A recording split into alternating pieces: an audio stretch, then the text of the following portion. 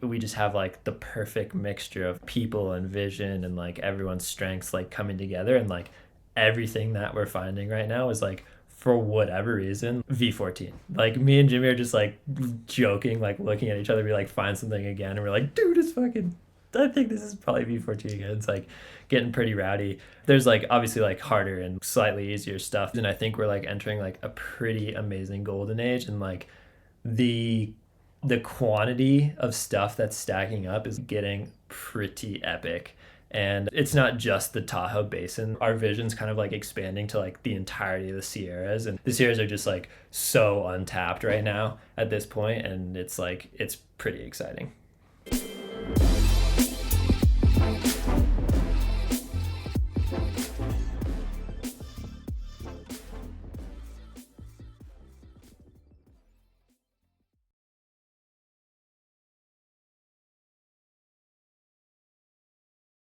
Tim, my dude, we've got Roman Yalowitz on the podcast today. What? Roman, how's it going, man? Doing well. What's up, boys? How are you guys? Good, good. Well, first of all, thanks for just taking the time to join us today, because it is a crisp fall day here in Tahoe. And honestly, these are kind of special. I wish the whole year was like this. Like, I'm looking outside, changing colors of leaves, and just cold and not wet. Yeah. So yeah, thanks for being here today, man. Absolutely. Yeah. It might be borderline 2 temps today. We got our first snow last night, so we'll see how it goes this afternoon. Yeah, it's really cold. Temps. Yeah, I'm hoping it dries out. I may try to get out tomorrow, but we'll talk about that later. So Roman, anyone who has climbed in Tahoe is there's a good chance they've pulled onto an FA you've done, or at the very least seen your picture in the guidebook. You're literally just like all over the guidebooks. You're the guy on the tall, sweet megas with the sweet ponytail too. But Roman, to me, what makes you famous is I know you as the jerk who broke my project and broke. Yes, you broke my heart in the process, right in front of my face too. Yeah, you broke maybe the best, most beautiful hard climb, one of the best and most beautiful hard climbs in the world, Outer Limits, maybe V15 up here in Tahoe. And you know, that was supposed to be my path to V15 or maybe soft. That's why it was going to be V15, because it was nice and soft for me. And so, ladies and gentlemen, Roman Yalowitz, yeah, maybe we could start off by talking about that fateful day that you broke Outer Limits and broke my heart. Yeah, I'm devastated also, man. That was like one of the best, hands down. I think like for the quality and the grade, it was just like probably one of the best in the world. You know what's crazy is that day, so this is out in Boreal up in Tahoe, beautiful little hike in on the PCT trail. I feel like those flat hikes for 10, 15 minutes, just, I don't know, that's the perfect approach. But we went up to this V10 called, now I'm blanking out, like Lost Souls or something. Yeah, like a old Charlie Barrett FA that's just so good. And it's crazy because there's an amazing V10 face, and he used to call it the thriller project of Tahoe before it went. And then Outer Limits is right there. And I guess, you know, to paint that picture, like what makes Outer Limits a mega? And to use your own words there. When you see it, it's brilliant. It's absolutely gorgeous. It's giant. It's really steep. The shape is unique. It's got like all the qualities, like really good landing. You do like a lot of steep climbing, and then it turns into this head wall, and you get like a nice like big tall finish, but it's like pretty chill, relatively easy finish. So like it just checks all the boxes perfectly, and it's actually fun to climb on as well. Man, that climb was so fun. I have very few experiences in Tahoe. I have very few trips out in Tahoe, but that was one that I kind of had to make a trip out for, and especially after seeing like, I think I saw Ethan Pringle's video, and he just climbed it so good.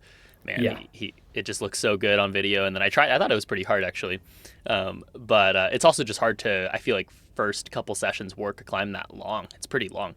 It's and like takes a while to find all the beta and figure out how to do it. And the bottom nuances were like pretty hard. I remember that left crimp in the roof was like kind of weird sequence, and then that crimp that you're talking about that you broke on the Urette, like pretty particular sequence on and off that hold.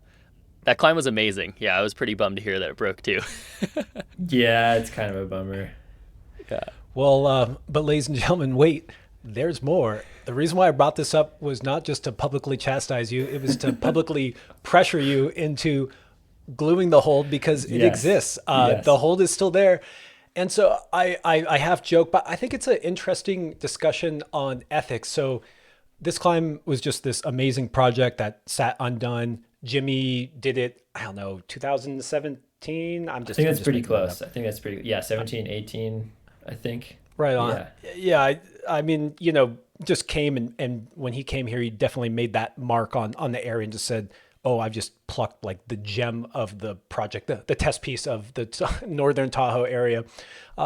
So you broke it, and the hold was pretty key for that climb. And I would say that one of the things that made that climb really good is that steep part is actually pretty consistent. Like you were saying, Tim, it's kind of long.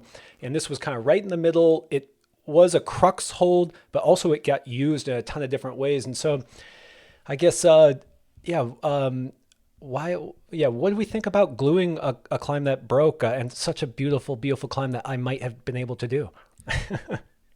I mean, I think every case is unique and like, I mean, it's tough to say. If you look at like climbing globally, like, and you're worried about glue and manufacturing and things along that line, like you're gonna be bummed if you go and travel like other places around the world. That's kind of like an aspect of rock climbing, and it is what it is, like there's different ethics in like different places, and like it's probably just appropriate to like respect the like local ethics of like the place that you're climbing at.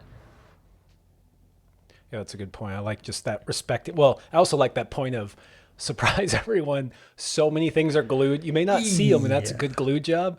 But that's weird because, so I just want to show my bias here. Like, I really want it glued because I think I can do the problem. Like, that's just like literally that's my bias is I want it glued because I think I can do it and I think it's really cool and I can make a bunch of arguments around that. But then the flip side is that the climb might still go. And so then you would have an even harder, beautiful, like maybe arguably it could be, that thing could be like V17 or if it goes, and then it would be it would probably be the most beautiful V17 in the world. Yeah, absolutely. I think it does still go. That was like my first and main reasoning for not gluing it. I asked like as many people as I possibly could, and like 9 out of 10 people were like, dude, just glue that thing. And then I did talk to Jimmy about it. I was like, I do think it goes. It'll probably ruin like the flow, and like the sequence will be quite a bit different, and it might not be like as good as it was before, but I think it does still go. And so I think we got to go try it. And what Jimmy said was, he was like, yeah, like let's go try it, see about it, and if it's totally whack, then like, then you can maybe think about gluing it.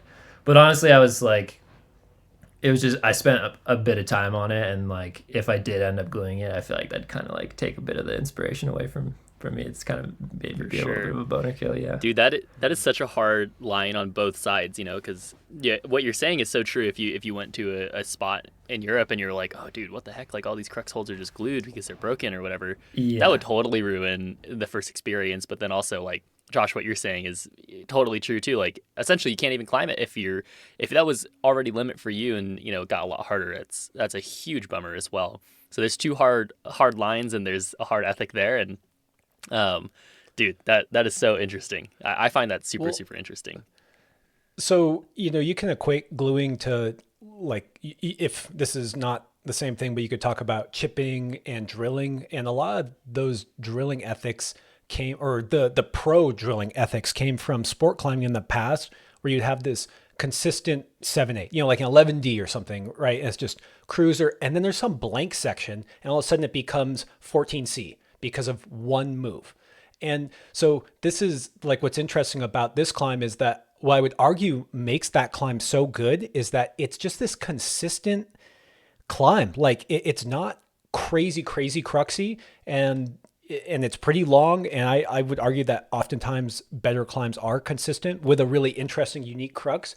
And so one of the arguments I've made to Roman to glue that thing back on is that what's going to happen is you're going to have, I don't know, like a V11 or a V12 into like a V16 move. And that's going to be, V13 out of it with a V6 face. And so it's like before it was this consistent, amazing climb, and now it's going to be super cruxy. And, is there still has that same aesthetics, but does that take away from the climb? Does that factor into the ethics of gluing? I don't know. What do you guys think? I think that's the original argument that people use that manufacture routes.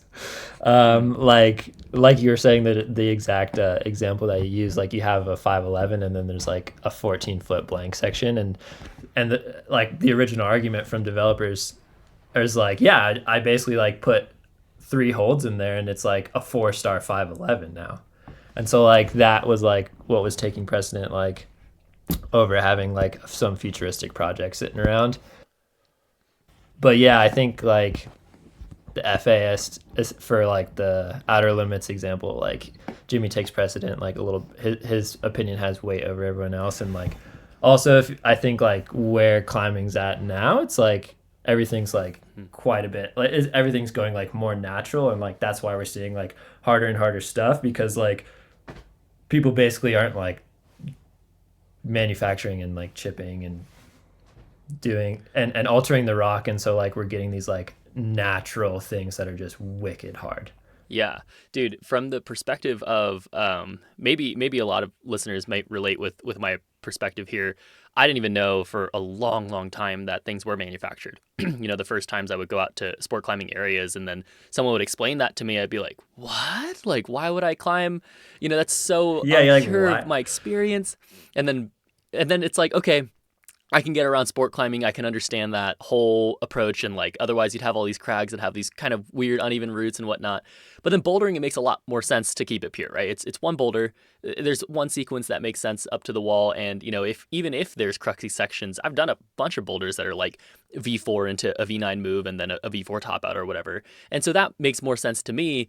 But then, yeah, it's just like, is that worth it? Josh, again, it's like we're on two sides here that are totally make sense. And so at what point is climbing gonna have like hard cut rules here where like things just make sense, because things totally just make sense to, you guys, Roman, and you and Jimmy, and, those things totally make sense. And I totally agree with you. And then I totally make sense with Josh. And I'm like, I totally agree with him. Yeah. And it's so hard to find those lines, of course. But one thing does make sense to me, and bouldering seems to be a purist thing, is kind of what I'm understanding. And like that maybe should be honored. Yeah, and I think it's appropriate to like look at cases on like an individual basis. Yeah, fair. Well, I do think, yeah, and I that's why I really wanted to bring up my total bias. Like I very purpose, like I'm giving you shit, Roman, but I just wanted to be clear. Like it's because I want to. Yeah, play, right? totally. And that's not fair. That's why I really wanted to highlight instead of just coming from a place where I'm, because in general I'm really anti-chipping, because we don't know where technology goes either. We just like we may see a blank face now, and people did that 20 years ago and just thought no one will ever climb this. Who cares what we do with it? And people literally used to bolt on plastic holds into rock because they're just like, dude, this is impossible. It's basically, yeah, I hate that lack of foresight.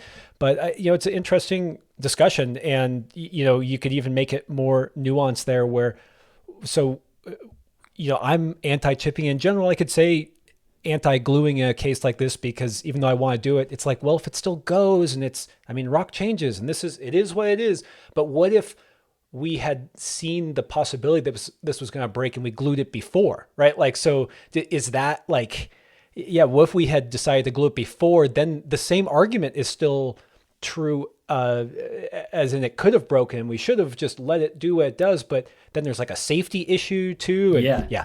Dude, nuance forever. Yeah. Preservation gluing. I'm a proponent.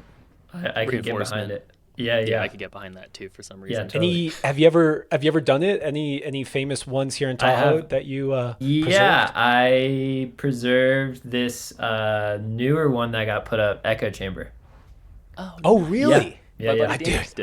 I think I'm going there tomorrow to scope it because it looks so good. Yeah, there's this one hold when I first like was looking at it and cleaning it, and the bottom was actually like a little junky, the rock that is. And there's this one hold, and it was just like the fracture was like too obvious, and I was like, this thing's gonna come off, and I'm pretty freaking sure you need this thing. And so I just Sometimes like when you're like if you're not going to do anything about it and you go to climb on it and you pull it off with your hand or something, it'll like you'll have a harder time after the fact to like try and glue it at that point.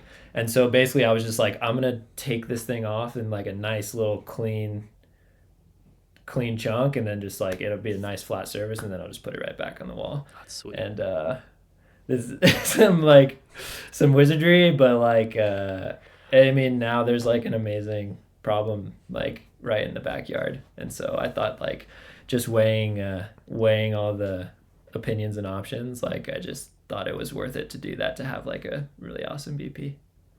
I'm going to put a pin in this and come back to it later, because this is what's interesting about hearing from people who are actually doing the developing. Just we all think about it being so obvious. It's like, oh wow, you just walked up to a boulder and climbed it. Like, and it's Right. like that, there's a case of that. Like that, there's a beauty there. But I just, for one thing, I want people to appreciate what's going on behind the scenes, so that they actually, recognize that there's work being put in for their enjoyment, but also that it's just interesting knowing a little bit of the nuance, like what's the real things going on behind the scenes. So thanks for preserving echo chambers. For sure, It looks for good. sure.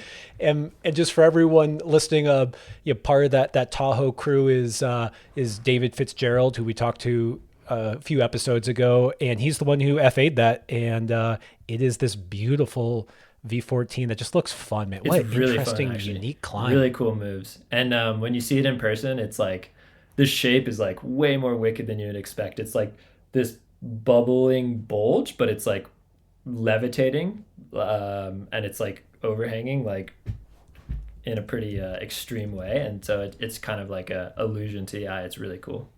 Dude, those types of prow features are just so perfect on rock too. Like Yeah. those are the ones that you want to climb. It's so Yeah, awesome. It's quite nice. It's quite nice. It's a cool climb, and the moves are really fun. And yeah, it's pretty hard actually. Well, Tahoe's awesome. And you've been here for maybe the last 10 years, and, climbing everything, developing new things. And you weren't born here. So I'm just curious, like, what actually led to you coming to Tahoe, and then what makes Tahoe so special? I moved to Tahoe in at the end of 2014.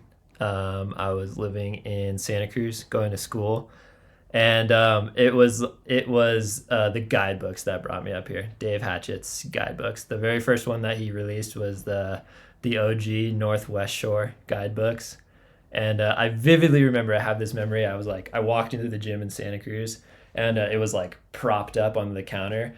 And there's this photo of him, this iconic photo. He's like has his shirt off, and he's at Bliss, and there's like the lake in the background, and he has his hair flowing in the wind, and he's shredding on this beautiful boulder. And I was just like, oh, like what is that place? Like Tahoe, what's going on over there? And I just opened the book and like just started flipping through. I bought it right then and there, and like end of story.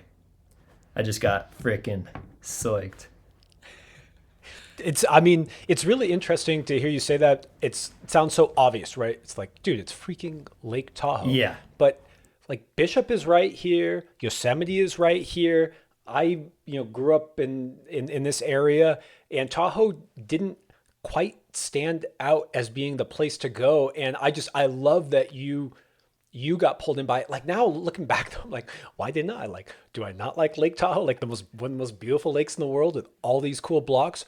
But yeah, what was it like when you first showed up? Like it was, because it was different. It was different 10 years ago than it is today. For sure. Yeah. So like just following that, I basically was like living in Santa Cruz, and I just come up on the weekends to Tahoe, and just basically back and forth. And it was really quiet. I had my crew in Santa Cruz of some climbing homies, and like they'd come up sometimes. I'd spend a lot of time climbing by myself. But yeah, I would say in general, like maybe people don't fall in love with it so easily, because like sometimes you come up here and it's like it's such a vast expansive area, and like there's no one around, that like it can feel very isolated and like feel very quiet.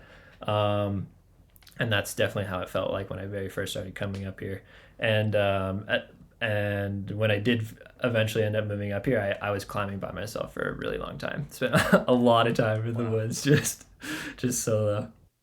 Dude, it is. I mean, I can attest to that other side of showing up and being like, cool, where do we go? Like, I was so used to Bishop was my first kind of real outdoor climbing trip. It was with my climbing team too. So I was like, where do I go? And coach was like, well, try that, try this, try this. And it's like, oh, awesome. Like, great climbing experience, And then you go to Tahoe and you're like, cool, like, where should I go? And you look it up and you're like, wow, these boulders are all really far from each other. But it's like, you're not looking at how you could have fun. You should just ask yourself, like, what's fun in climbing? Like, what could be fun?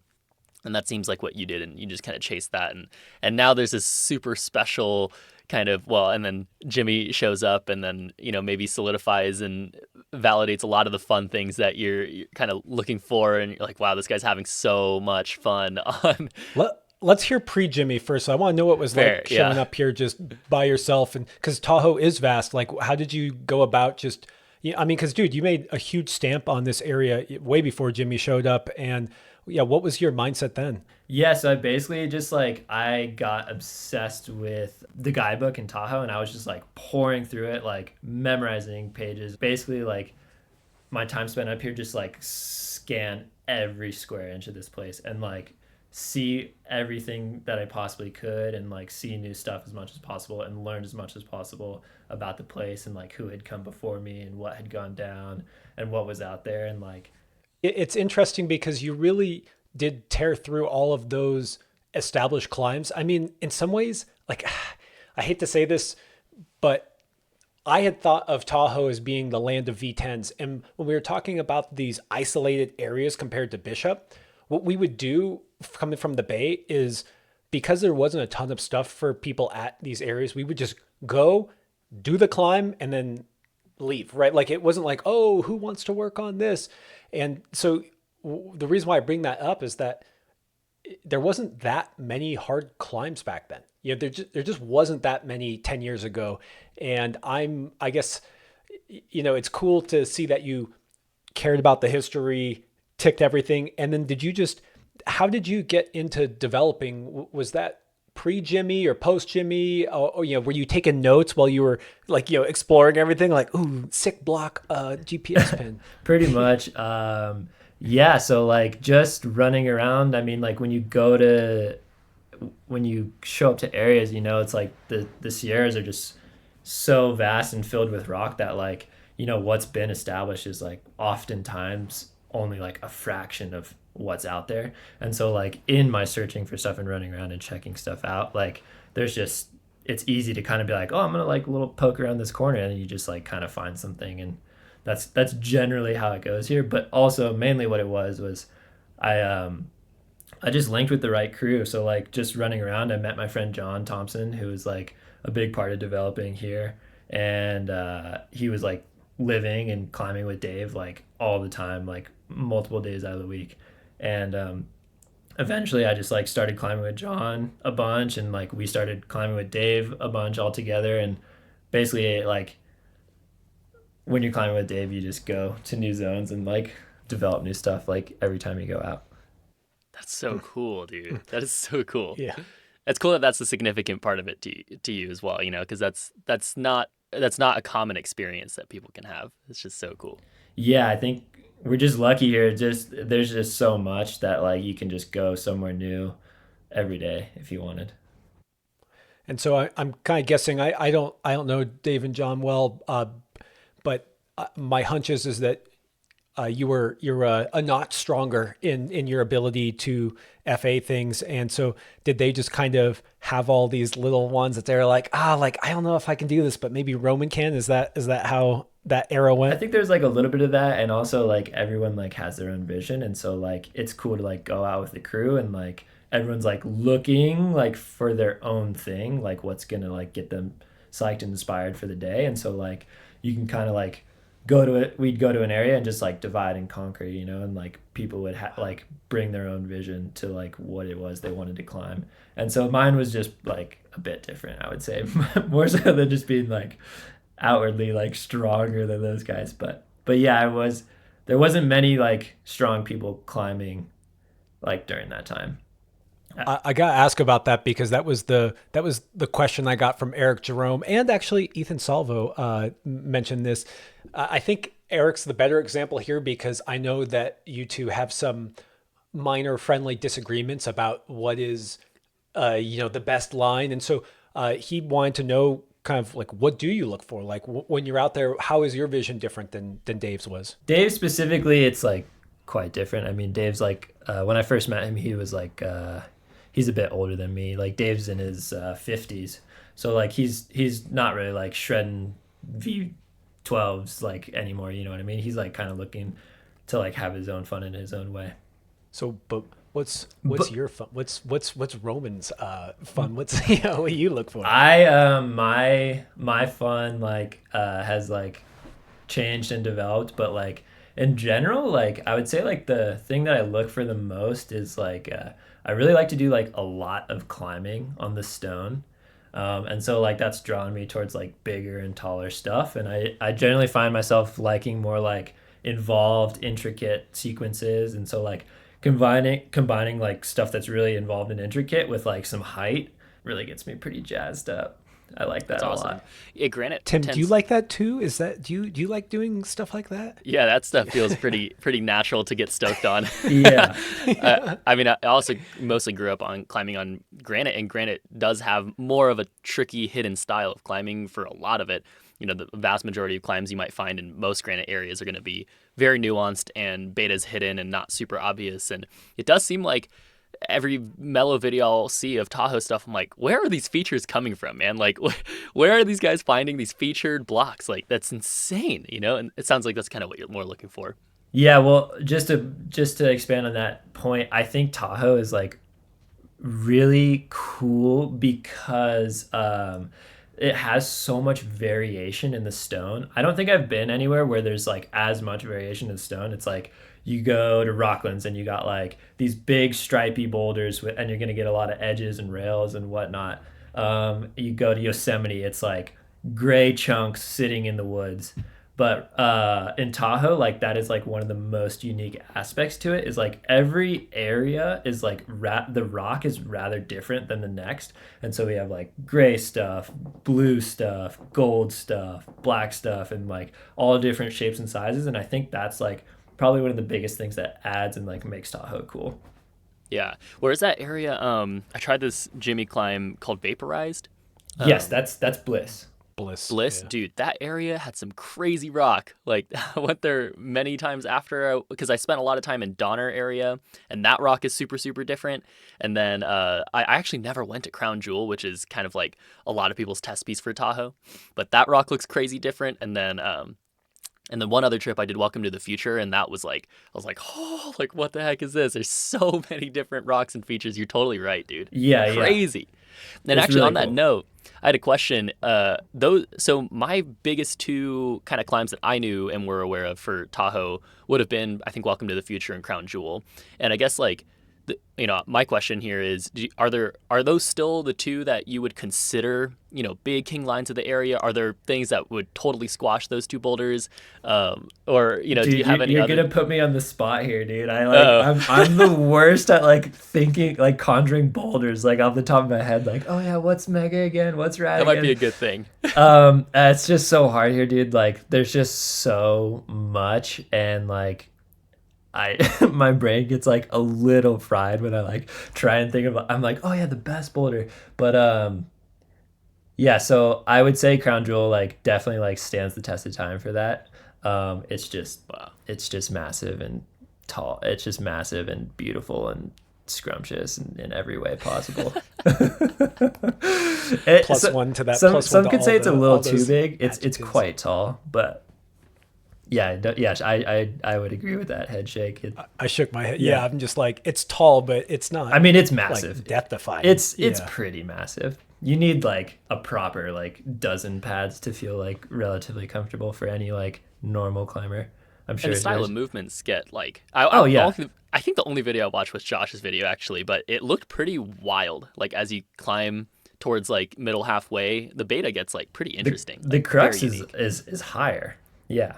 Yeah, and there's this section where you get like kind of like splayed out, like almost completely sideways. Yeah. And you have to do this like kind of like tough foot cut, and then you bust the crux, like the hardest move. Nice. And Dude, you're off the deck. so It's sick. this is a personal thing, but I've always like saved boulders for flashes for some reason. If I'm like just amazing mega boulder, and that's one that I've always saved for the flash. I have a pin on it on my phone too. I'm like, I know where it is. I just chose never to go because I was like, I'm probably not good enough to flash it right now. So I'll be coming up shortly. Dude, come up. Yeah, you'll definitely be able to flash. Yeah, I always thought of Crown Jewel as being, there's like this trifecta that I made up that no one else knows about. There's Evolution in Bishop, which is, V10, V11 highball. There's Crown Jewel in Tahoe, V10, V11. And then there's King Air in Yosemite, V10, V11. I just felt like those are kind of like, I think they're iconic lines for those areas in California. But dude, I got to tell you, Welcome to the Future, I haven't actually been on it or even tried it or even looked at it other than like driving by, but that is just not like, it's cool, Tim, but like to compare, in my opinion, I think Lost Soul is better than Welcome to the Future. I thought Lost Soul was incredible, but it does go to show you just how much good stuff is here. And all this development, I mean, God, I just watch yours and Jimmy's Instagram and then just ask you guys for pins every time. And then there's just too many. But what I've kind of said on this podcast before, and it's great having you here so I can say it to you and see if you think I'm an idiot or not. But the development you and Jimmy are doing, especially in these harder grades, I really think is some special new golden era that's going to be looked back on in 10 years as being a pivotal point in this Sierra range, because it makes me think of when Dave Graham and even Daniel Woods a little bit later went up into Colorado and hard boulders started getting put up. And there's been this exodus in California to Colorado when, you'd hit that V13 range. And we just talked to Andy about this. And it's like, no, I want to climb V15. Where do I go? And it kind of had to be Colorado because there was V15s to do. And so I think you guys are doing something like that here. And first of all, thank you for doing that. And am I right that there's something special going on? Can you feel it? You're living it, dude. Am I right on that? I think yes. I'm going to say yes. It's been pretty exciting. Yeah, recently it feels like there's been like some sort of like crazy revival happening, and like for whatever reason, like I don't know, nothing's really like changed at all, but like we just have like the perfect mixture of like people and vision and like everyone's strengths like coming together, and like everything that we're finding right now is like for whatever reason like V14. Like me and Jimmy are just like joking, like looking at each other, we like find something again and we're like, dude, it's fucking, I think this is probably V14 again. It's like getting pretty rowdy. And that's like, there's like obviously like harder and like slightly easier stuff, but like just for whatever reason, I think we're like entering like a pretty amazing golden age, and like the quantity of stuff that's stacking up is like getting pretty epic. And it's cool because it's not just like it's not just the Tahoe Basin that's like prime for this. It's like our vision's kind of like expanding to like the entirety of the Sierras, and it's like the Sierras are just like so untapped right now at this point, and it's like it's pretty exciting. Wait, so you're saying that when I drive along 395 from Reno to Bishop and I just go along the east side and see miles, like literally 100 miles of rock, that there's actually good climbing out there potentially too? Yeah, it's like literally just like no one's like walked out. I mean, obviously people have like explored like a lot in the Sierras, but like it's untapped. I just want to ask you something that may seem obvious to you, but as someone who doesn't do much developing, or me and Tim and probably most people listening, you said that it blew your mind seeing V14. That you guys are stunned by how many V14s you're finding, whether they're a little harder or a little easier. And I guess my question is that really uncommon? Like, is it surprising to find V14? I think so. Yeah, it's like it is harder. I mean, it's hard to like, I mean, the fact that like we can like walk around in the middle of the woods like on this planet and like find stuff that's like sculpted for us to like scale up is like crazy enough anyways. And then to like have the perfect recipe of like the right hold size and like all the things that like comprise a boulder problem, and then for it to be like the perfect difficulty. And like, yeah, I think yes, it is hard, to answer your question. Dude, both of those two things again seem extremely obvious. Where on one side you're like, oh, dude, for sure, how could you find all these perfectly sculpted boulders with perfectly distance holds and footholds and whatnot? Especially when you actually try or look at harder climbs, V13 and up, you're like, well, if this hold was like facing just a little bit this way, or if that foothold was just a little bit worse, or, usually it does end up being like, wow, these are barely doable, like barely for humans, and then on the other side of that, you're like, well, but there's so many endless boulders. Like, of course you're going to find stuff too, where it kind of seems obvious on both sides again. But man, I'm definitely amazed every time I try a good hard climb. And going back to that outer limits kind of breakdown of like what makes a climb really good, that's rare. Like, that's super, super rare, having a feature like that with holds like that, with a breakdown like that, having it actually be consistent too. Like, man, that stuff's rare. And to have even more than a couple in a single area, that's also super, super rare. So I mean, from an outside perspective, the golden age of Tahoe is pretty special. And I mean, I can't wait to come and try stuff, dude. It's like, it's so inspiring too. And also just like the benefit of having, media, and like you got inspired by a guidebook. It's like, oh, what, it's so classic, and then, we get inspired by watching you guys climb on that stuff, and like, Or podcast. Yeah. But the inspiration's coming alive, and it's so, so cool. Like, I love what Josh is saying, comparing it to Tahoe or to Colorado, because for me growing up too, I guess I kind of knew if I wanted to test myself as an outdoor climber, I should probably go to Colorado or X, Y, and Z specific areas. And at a certain point, either people kind of tap it out, or not tap it out, but just kind of gets repetitive, or you're just not that inspired by that type of climbing. Like, for some reason, that type of climbing for me is not as inspiring as this Tahoe type stuff that I'm seeing. I can name so many blocks that I would go and try, but I haven't really been that specifically inspired in other areas in the past. So I'm really excited about it. Yeah. Just one more point. I just think it's like also like the Sierras in general, like just the rock type we've had here. I think for a long time we were just like physically having like a hard time finding like steeper stuff, and things with like enough holds. Like we get a lot of blank rock here as well. And so somewhere like Colorado is really cool and unique, because like the rock out there just like makes hard climbing. Like, lots of steep stuff, lots of holds all the time in like different areas. And so like for just a long time here back at home in the Sierras, it just felt like we weren't like able to like find the right stuff. But for whatever reason now, it's like stuff's popping up all over the place. Yes, it's funny that you brought that up, because something I noticed about the FAs that you guys do, these hard FAs, and this is not all of them, but you're not a smaller climber. I mean, you're not massive, but you're kind of a bigger climber. I know you're like 5'11" or 6 foot, and kind of bigger and burlier. And I would say Jimmy fits into that category too. And a lot of your guys' hard climbs are kind of vert or off vert, and it's so interesting. Yeah. That just in your head, you like that's not the stereotypical, and I think that's really interesting. Yeah, that's totally just the Sierras. Like, it's really hard to find steep stuff here, unfortunately, because like if you want to climb steep stuff, there's just not much of it going on. So we just mentioned Jimmy, and we talked about you had a fun period learning all the history and everything, and Jimmy moved.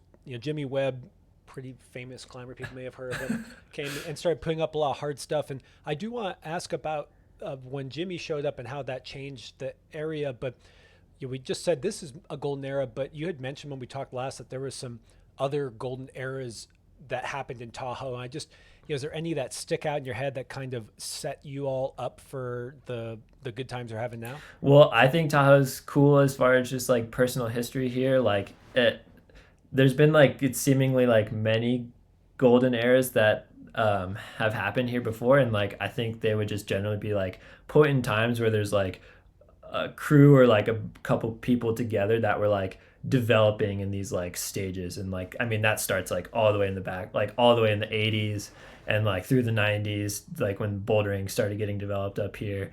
And then like kind of early 2000s, 2010s, and then like just so on and so forth. And so like just these kind of points in times where like there's these like different crews around like developing, putting stuff up. And then yeah, I just think now like we're entering like another golden era. Well, I just want to shout out a couple of my friends. So I did climb up here in the 90s, but it was more sport climbing and bouldering wasn't really a thing. So we climbed a lot out at Cave Rock, which is now the bolts are chopped, and up at Star Walls. And some of my crew who put up stuff, there was Dustin Sabo, who, the real deal is this amazing V10 that's right around the corner from White Lines, which is gotta be one of the most iconic old school V8s in California. Really, really hard when that went up. And my buddy Mike Wickwire, who's famous for Wick's Problem, which is a classic 1011. So just wanted to shout. Those guys must have put those up back in the 90s or the 2000s, and they were good to me. They were they were the ones who took me under the wing. Hell yeah, that's rad. Yeah, those guys did some like really epic work like up in the North Lake area, like finding areas like Castle Peak and stuff like that, and like climbing at like the Sierra Buttes, and big areas that are like still totally like pretty underground, but like amazing rad areas. Dude, Sierra Buttes. Dude, Buttes, yeah. Really good. Really good. So then Jimmy came to Tahoe, and I actually don't know why he came here. Or I mean, I guess his fiance now, Hannah, was living in this area. Yeah. But yeah, how did he end up kind of in Tahoe, and how did you guys connect, and what did he bring? What energy did he bring to the developing here? I think just to start off, like the story that he told me, yeah, he came out. I think he came out like following Hannah, and like I think from what he was telling me that like he knew that there was like climbing in Tahoe, like he'd heard some stuff, and then like basically as soon as he got here, he kind of started running around and just like kind of flipped his lid a little bit. So yeah, I was actually like when he first moved up here, I was actually I was not living here for about, I took like a year and a half break or so, and so like I was gone like when he initially got here, and but then by the time I came back, we had met maybe a handful of times, and he was like he had linked up with like my good friends that were here, like John Thompson and all the homies. And so by the time I got back, we kind of just started climbing together. And then I think really what it was like we're just kind of both on like a pretty similar wavelength as far as like motivation and psych goes. And I think like when you find someone that like you can connect with on like the same wavelength like that, it's just kind of game on. And I think like it was like pretty easily and pretty early on when we first met and started like climbing out here together, it was just like, okay, dude, like game on, like let's go. I love that point. You guys just you pick such like important points about community, but then also like that wavelength energy, and also Hannah, making that point about Hannah too. I always was curious because Hannah Donnelly actually coached me and Ross and Sam McQueen for a little bit. Awesome. I didn't know if you knew that, Josh, but Hannah was on Team Touchstone, big kind of rivalry team with Planet Granite. And then at one point, when she finished competing, she's only a couple years older than me, and she kind of came to us because we didn't have a high level athlete coaching us at any point, and then Hannah was coaching us, and we totally were like horrible to her. We were so sassy and stuff. But over time, we actually like vibe with her really well, and she's super impressive climber, and that's also something that maybe isn't as highlighted with her relationship with Jimmy, but she's an impressively strong climber. And so I always wondered if there was an influence there to be like, Jimmy, you got to go to California, dude. Like, I don't know if I could speak to that, but that specifically, but yeah, I know that I think they came out because she wanted to go to school, but and Jimmy was like, yeah, I'll like try something new. I'm ready for it. Take that life step, and he knew there was climbing at least. He knew he wasn't moving to Kansas. Yeah, dude, so glad the community here is so glad that he ended up here, and I want to ask more about what it's like to develop here, and I guess my question is do you just go out with crowbars and glue and then just find the stuff? And I'm half joking, but what, like you guys said, you're both psyched on that same wavelength of getting out and getting after it.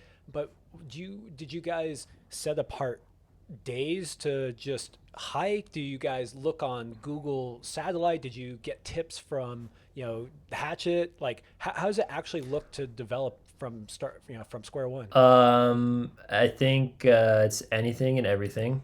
As far as like just doing all the research possible, and so like so yeah, like Jimmy's like a Google Earth freak. He's on Google Earth all the fucking time, and he's pinned like he has like hundreds and hundreds of pins, and like it's one thing to like Google Earth a lot, but he's like good at Google Earthing. Like if he like sees something and like thinks that it's like a possibility, he's freaking out there checking it out. It's like it's pretty amazing to have him here because like that's like literally his job to like be out there and like find shit and get shit done.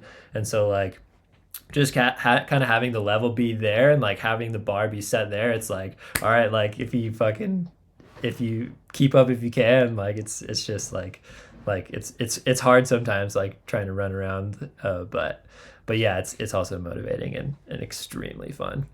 But yeah, I mean like it's just like kind of whatever anyone ever feels like doing, if you want to like check out some new pins, if you want to like go to some old projects, if you want to like schmutz around areas you've been to. I mean it's kind of like whatever you're feeling on any given day. And it's kind of honestly like it's a little cruxy here. Like we just like kind of say to each other like too many beeps. Like there's almost like too much shit where it's like you're so scatterbrained with so many things that it's like kind of hard to like hone in and focus on stuff sometimes. But it's a pretty good problem to have. So Yeah, that sounds awful. There's too many megas. It's honestly an issue. It's like if you're with a couple people and you're like trying to decide like what to go climb for the day, that's like gonna like make everyone happy. It's like it's kind of it's harder than you'd think. But yeah, good problem. Yeah, that's amazing. And so just to keep on picking on the layers of what it actually looks like doing it, I made a joke about a crowbar and glue, but what does it look like when you find something good? And do you often have to clean it? What's your take on brushes? Yeah. A boar's hair brush Yeah. only, a wire brush, a crowbar, a drill? Well, I carry my kit with me everywhere I go, and that's like everywhere I go. Like if I go back home to LA to like see my family, I got like my kit with me. Glue is not included in my kit though. I've only ever actually glued like maybe a handful of things, but yeah, I always keep my crowbar on me. I go everywhere with a rope. I never go rock climbing without a rope anymore. And a brush, and I always have my brush on me because you just never know like where you're gonna be in the world, and there's gonna be a fucking mega like right in your face, and you're just like so bummed when you don't have a rope in your stuff. But yeah, that's pretty much like No, I'm gonna get more. yeah, detailed. please, Like, please. when do you know how aggressive to like? When do you know when to use the different tools in your kit? Like when is a crowbar appropriate? And I'm not looking to gotcha. I'm No, really yeah, just trying totally. to learn. Well, I would say in general, honestly, like the Sierras, like the Sierra Nevada is like most of the time like amazing rock. But also having said that, like there's a lot of choss in the Sierras. Like as far as like the Sierras like require like when you're here, like it requires a lot of cleaning in general. There's like very few things that like don't have something that like might need to like come off, or just like it just requires like more cleaning in general than like I don't know, like I haven't been to Rocklands, but like I'm sure that like you can walk up to stuff in Rocklands and like you might have to take like a little boar's hair to like an edge or something, but like that's pretty much the extent of it. But so like in general, like the Sierras has like there's like it can be like beautiful, amazing patinaed rock, and then there's just like a flake on it that's like totally like detached from the wall, and it's like, okay, well like let's get that off, and like that's kind of like in general how it goes here. Like I would say that there's like a bit more cleaning than you would ever expect, and that's like why I always have my kit here with me. And then it's also important to like understand and like know the like ethics of like other places where you're going, you know. Like I'm not gonna like, it's important for like climbers to like be educated and be like you don't just like roll, if you're from like New Jersey, you don't just like roll up to Joe's Valley with like metal wire brushes and like crowbars and stuff. It's like it's important to like understand like where you are. And so, but having said that, like yeah, here in the Sierras specifically, there's like a lot of cleaning, a lot of lichen, a lot of choss, but it's still good rock. That's a really good point you're making too about kind of like the approach to it, because someone from, you know, maybe my perspective would just be like, first of all, a big assumption that I would have had that is more cleared up now was that you guys already went through all of it. And that's always an assumption that I think newer climbers have, is that like, oh, well, dude, if there's a guidebook and if, you know, people are posting about that stuff, it's been tapped through. And of course, Totally. so, you know, one perspective from my side would be like, why would I even go and try that? But then now that I hear it, I'm like, oh, maybe I would in the future consider doing something like that. But when I do go, I have no idea what to break off. I have no idea what to brush Totally. off. And so it maybe seemingly some of those things become obvious over time, but you don't want to show up and like make a huge mistake like that, right? Yeah. And so it's cool that you're making that point as well, because it's just kind of not really obvious stuff. You know, it's not super obvious, and yeah, there's no rules, and like it's all gray area. All of climbing is like in between this giant gray area. All the rules and ethics we have, not just with like developing and cleaning, but like everything. So it's kind of funny, and it's fun to like kind of like share like opinions, and kind of like I feel like as climbers, it's like important to kind of like hone in on like proper like general ethics. Well, it is interesting though, because there is these general ethics, but then there is area specific ethics Yes. that just, you know, arise from the history, and you gotta respect that. There's places that you can't bolt, and I'm sure there's places that a wire brush would be frowned upon. I think Joe's Valley being sandstone, I actually have no idea, so I'm not going to make a sweeping judgment there, but that makes sense to me. Yes. Versus granite out here. And so one of the other ethics I'm kind of curious about is, I'm going to call it red tagging. And so red tagging is a term from sport climbing where if you bolt and clean a route, you often will put a red tag on there to say, hey, I put in a bunch of money and time on this. I'm going to get the FA. I'm working it right now. Please do not climb on this route and steal that FA.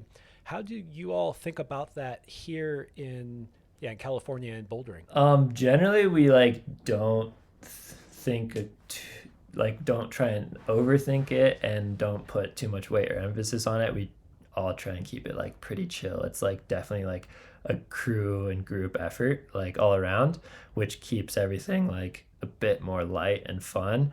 But also, I mean, there's like going to be points and times when you're like, I mean, there's going to be unique situations where you like put extra time and effort into something, and it like maybe something like means more to you than like a lot of other things, and like then it's pretty easy to like kind of just like be open with your homies about that and honest and be like, hey dude, like fuck off, you know, like this, like I want this one, dude, like, you know. But we're all like, I mean, we all try and keep it like really open, as far as that like made me crack up. communication goes, just to be like just you know. So if you need to be like, hey, this means a lot to me, like I'd love to do it, then it's like it's all good. Hey, fuck off, Fitzgerald. One arm on this razor, but I can't, and it's going to take me a few tries, okay? Yeah, pretty. Well, Yeah. Because it really stood out to me, because not everyone is like that. And actually, Fitzgerald did share or like he had posted some boulder. I can't remember. I was just like, oh, that looks cool. He said the sit still hasn't gone, and I shared it with a couple of friends of mine, and then they asked like, are they okay with us trying the sit? You know, and it was just like, yeah, go for it. And just I don't know. To me, I totally get both sides on this. Like if you put in the work, I think you get dibs, kind of. But I also kind of like it where it's like, look, I did my best on it, right? I tried it too. Like, come join me and let's have fun, you guys. Yeah. And I see both sides. And I think what actually really shows, man, is both how good you guys are. Just that you're like, yeah, good luck.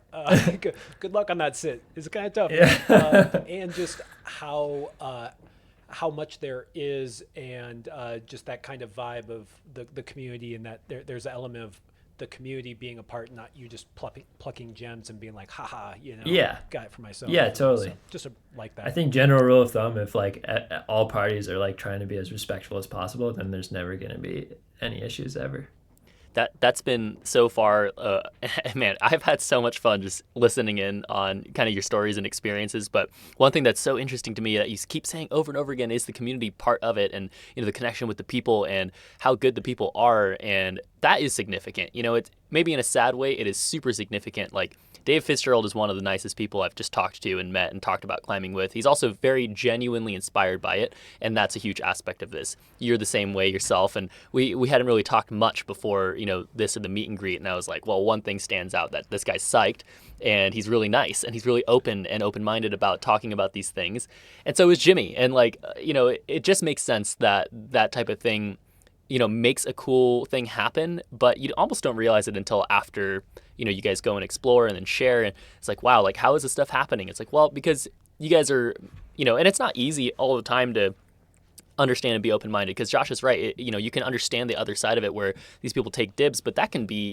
take over way too much too, Obviously that makes sense, but then what about the dark side of it? What about when you do that too much? Like, you're not going to have it. I love what you're saying, where it's like, it's just more fun this way. It is just more fun this way. And it's like, yeah, isn't that the point? Like, don't you guys just want to go have fun? It's like, yeah, dude, you're right. Like, so. you're totally right. That is so cool, man. That's so sick.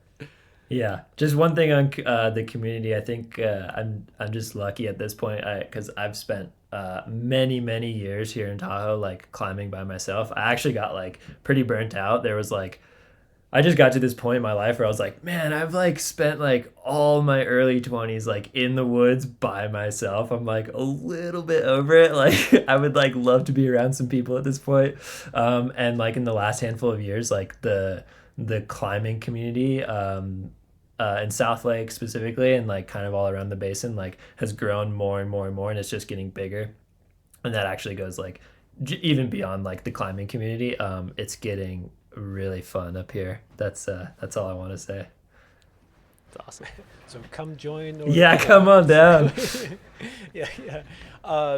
Okay, I want to get into one of the trickier ethics on developing, and it's about when we deal with private property. And one of the reasons why it came up when we were talking before was Tim had done this climb, Boys in the Hood, which is on private property, and he got attacked on Instagram. He felt very attacked. It hurt Tim's feelings very much. And I don't know, it's just kind of an interesting thing where, what do we do when we think about both, finding stuff on private property? Sometimes we have to walk through private property, and what happens, like, should these be publicized or not? And I don't have a great answer here. It's just kind of bringing up, a specific instance and how we can tackle it. Yeah, I think, again, in general, it's like a case-by-case basis would be like appropriate. But also, I think we're really lucky here in the Sierras because like a huge portion of all the land here is actually Forest Service land. There's actually like very few times where you're going to like run into private property issues. And I mean, especially like I've talked to Jimmy a lot about this. Like he's from the South, obviously. And that is just like a completely different world down there where like you're going to boulders and you're having to like navigate like through people's like basically like backyards, and it's like obviously like not kosher down there, like in the same way as you're like walking in someone's backyard in California, you know what I mean? Like you're in some like serious redneck territory trying to like get to some boulders in the backwoods, It is like not the vibe here. We have like a ton of Forest Service land, and like there's really only like a handful of things that like even come close to like having access issue or private property issues. And kind of the cool part is like even if you have private property, like here in Tahoe, I've experienced like the Forest Service land is like always butted up to the private property, and like it's like indicated like always really well where like the Forest Service land starts. And so like you'll like see the boundary like pretty immediately, and it's kind of easy to just kind of navigate your way through. And it's kind of hard to find yourself in a pickle here as far as that goes. Yeah.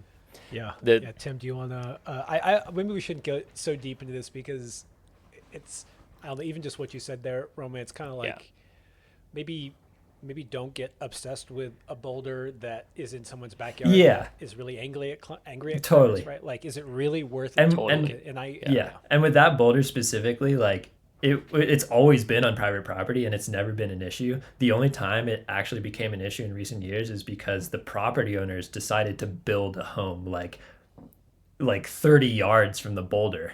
And so they were like, hey, you guys can't climb here. Like, we're building our house. Like, literally, we could see you, you know? So like, yeah, the story there too was so interesting to me because, and then I immediately afterward, like, it was horrible because I felt bad afterward, but then also I was like, oh, what? But the flack that I got was the post. It wasn't me climbing on the boulder. And I think that's the beef that I had with people who were giving me shit, basically, was like, well, like, you're more mad that I'm posting it than I'm climbing on the boulder, which is like already a little bit off the ethic.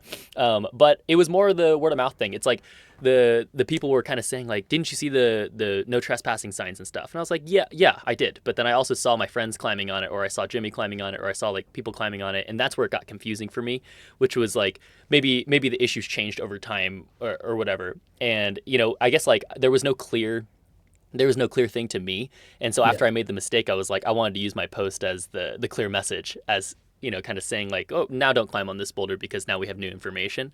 But I guess like the conversation that you're speaking towards makes way more sense, which is like, well, there's land that you can climb on, there's land that you can't climb on. And just because people have climbed on in the past, like, just pay attention to what you should be able to climb on and not.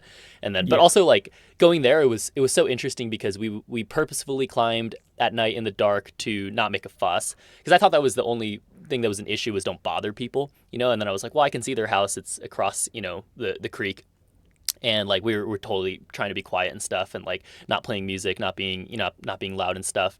And I had a personal thing where it was like, well, I'll be okay. But then after posting, I was like, man, like, it seems really not okay. You know, I got a lot of messages from people, and they were like, well, you know, this is the reason why it's all good and bad. And I actually went back towards them a lot, because kind of what I was saying, where they were pointing out an issue that was not an issue. And I was like, I need to understand the issue you're talking about, but you're not pointing out that issue. But like, I'll take it. I'll take it. You know, it's like, I made a mistake.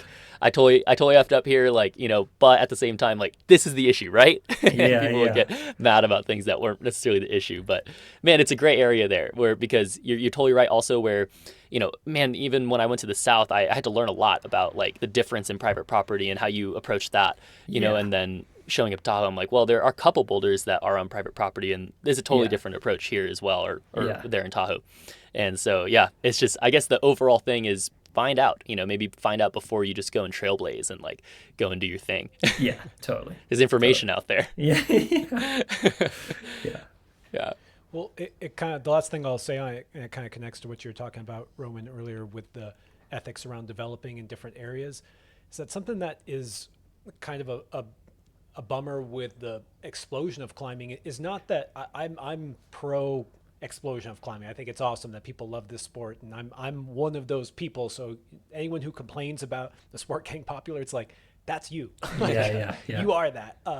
But the one thing that happened for me is, when I was young, is that people took me and said like, hey, like, if we're going to go here, these are the rules that we have to follow. And I'm not condoning going on private land, because this happens for everything. This could be, if you're going to go to the buttermilks, do not leave trash here. Like, do not do this. And I would argue that a lot of it, people would do that thing, but no one took them. No one had Dustin Sabo and Mike Wickwire to say, hey, you little Grom, like, stop screaming. We're right next to someone's house. Stop, you know, doing this.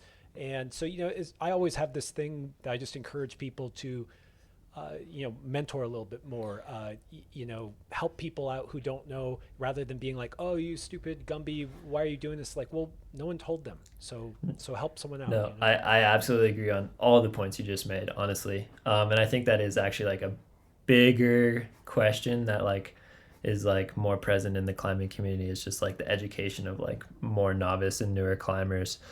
Because we're having issues in places like Bishop and stuff where, people are just showing up and they just like don't know how to like potentially like act properly like in the outdoors, and like it's a hard thing to like know how to like educate people in the right way. But yeah, I'm a huge advocate for mentorship and like helping people like learn in any way that's possible, and like trying to figure something out in like like more so in the cities and the gyms, and like getting stuff going for people, because I got really lucky, just like yourself, Josh. I had like a really good mentor when I first started climbing, and yeah, I think we could do a bit more instead of just like talking loud and saying nothing on the internet. Man, I like that. I agree. That's a good way of talking loud and saying that. Really, and really angrily too. Yeah, really Also, angrily. That's James Brown. Oh, dude, yeah, I I can't can't take even credit for that quote. Yeah, I got a lot of I got a lot of anger for sure. I mean, and to be fair, some of these things are emotional. Like, I mean, for example, and I'm not going to name the name of a homie I went to Bishop with one time, but a pretty obvious one. And this, I've seen this happen actually a couple of times where you're just done, and it's crazy because the Buttermilks isn't even like long hiking or anything, but it may be steep. And we were above like the Peabody boulders where there's that kind of steep hill, and my homie just throws his crash pad and just rolls it down the side, and I was like, did you not even pay attention to the fact that these bushes look fragile? You know, like Yeah. these things are pretty obvious. Like, these things don't seem to grow very easily here. Like, don't do that, you know? And like, I got really Yeah. upset, and I was like, man, like I had to check myself too, where like, okay, maybe it's the same thing. Like, I didn't know stuff about private property or anything, and like I had my own opinions. And so when somebody gets angry, maybe it's like, oh, well, first of all, we should suppress the emotion, but then also like see the layer of truth underneath the emotion. But man, these things Yeah. get us angry. Yeah, and sometimes it could be like hard and like painful to like say something to someone, Right. and or just like awkward. But yeah, I think it's I mean, people just don't know, you know, and if you do know and are trying to like spread some like good education, like it's not a bad thing, you know. Okay, well that was good PSA. You guys, we just solved the problem. We fixed it. So I just want to ask one more thing on the developing world, because you guys are developing things that are hard. Not you know, hey, this is going to be a classic V4, but really really hard boulder problems. And just like we talked about, where it's lucky enough that boulders ever work, but when Right. you deal with that V15, V14, I mean, honestly, anything above V10, there's little things that could make it not go. And so we kind of were discussing this earlier, where how how do you know when you've refined the beta enough to make it go? And the reason why this is important is not, I'm going to rephrase this, because I said make it go, but making it go is very different from finding the easiest way. And also the reason why that is relevant is because in general, the first ascensionists slap a grade on it too. Yes. And so you have to have some kind of reason why it is this grade and not that grade.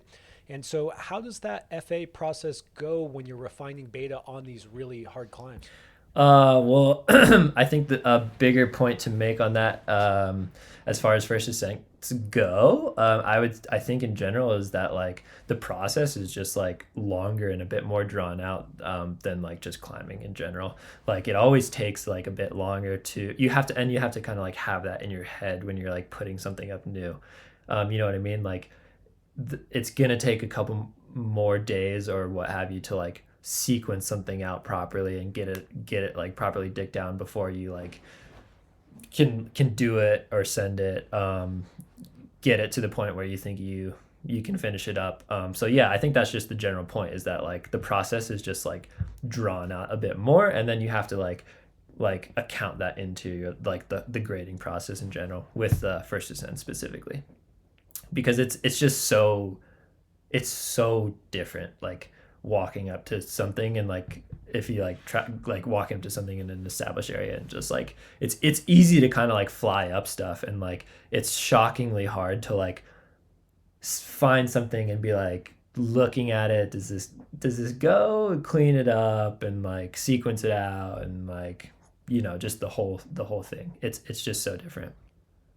I'm curious if that skill that you've developed, where you can go up to blank pieces of rock and figure out the best beta or good beta, you know, as best as you can in a quick fashion. Yeah. Has that changed your approach when you go to established hard boulders? Do you find yourself breaking beta more often on established boulders because of that skill you've developed? I don't think so. I think what's more of the learned skill is like more specific towards like more specific towards developing. Like my eye has developed for developing more so. I wouldn't say that like that specifically has made me better at like breaking beta, like for instance. Obviously like I'm just doing more climbing and like becoming a better climber, and like that's of course like helping me when I like go to new places, and like it's just like adding like moves into my vocabulary. But yeah, I would say like it's just yeah, it's, I think it's just two separate things. I Man, would I love that answer. Yeah, I would say that Thanks. also like just for instance like it's personal too. Like for instance like Jimmy is like brilliant at reading sequences.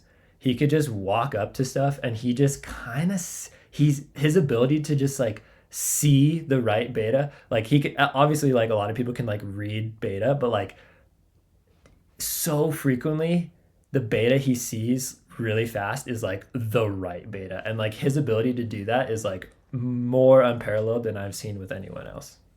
Ding. Dude, what a good point. Just like that was like a star moment.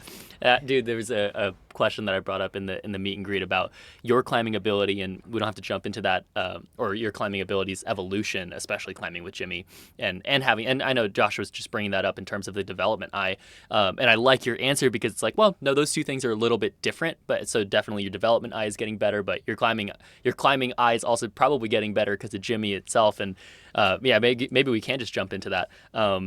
For I sure. was really curious about your kind of evolution of your climbing, and like the question I'd asked you in the when we were talking before was, yeah, like what was your level of climbing before and after Jimmy essentially, and like what are the biggest things that you've learned as a climber? Because you're right in that, and man, one thing we obsess about on this podcast a lot is movement theory and like finding those types of things out, how to be efficient, how to be optimal when you're finding sequences. What is an optimal sequence and what does that look and feel like?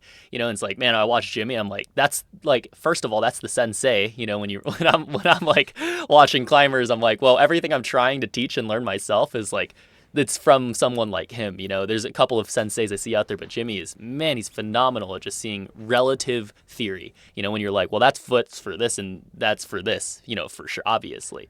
It's like, Yeah. what? Oh, I'm gonna jump in right before you respond, Roman, because you may not say this, but just because I gotta tell Tim, Roman was strong as hell before Jimmy came around too, and Nice. so I just want that to be out there because it may influence what people hear when they hear about what you learned from Jimmy, where it's not like you were like, oh, I was like a V2 climber and Yeah, yeah, he was yeah. really good. It's cool, yeah.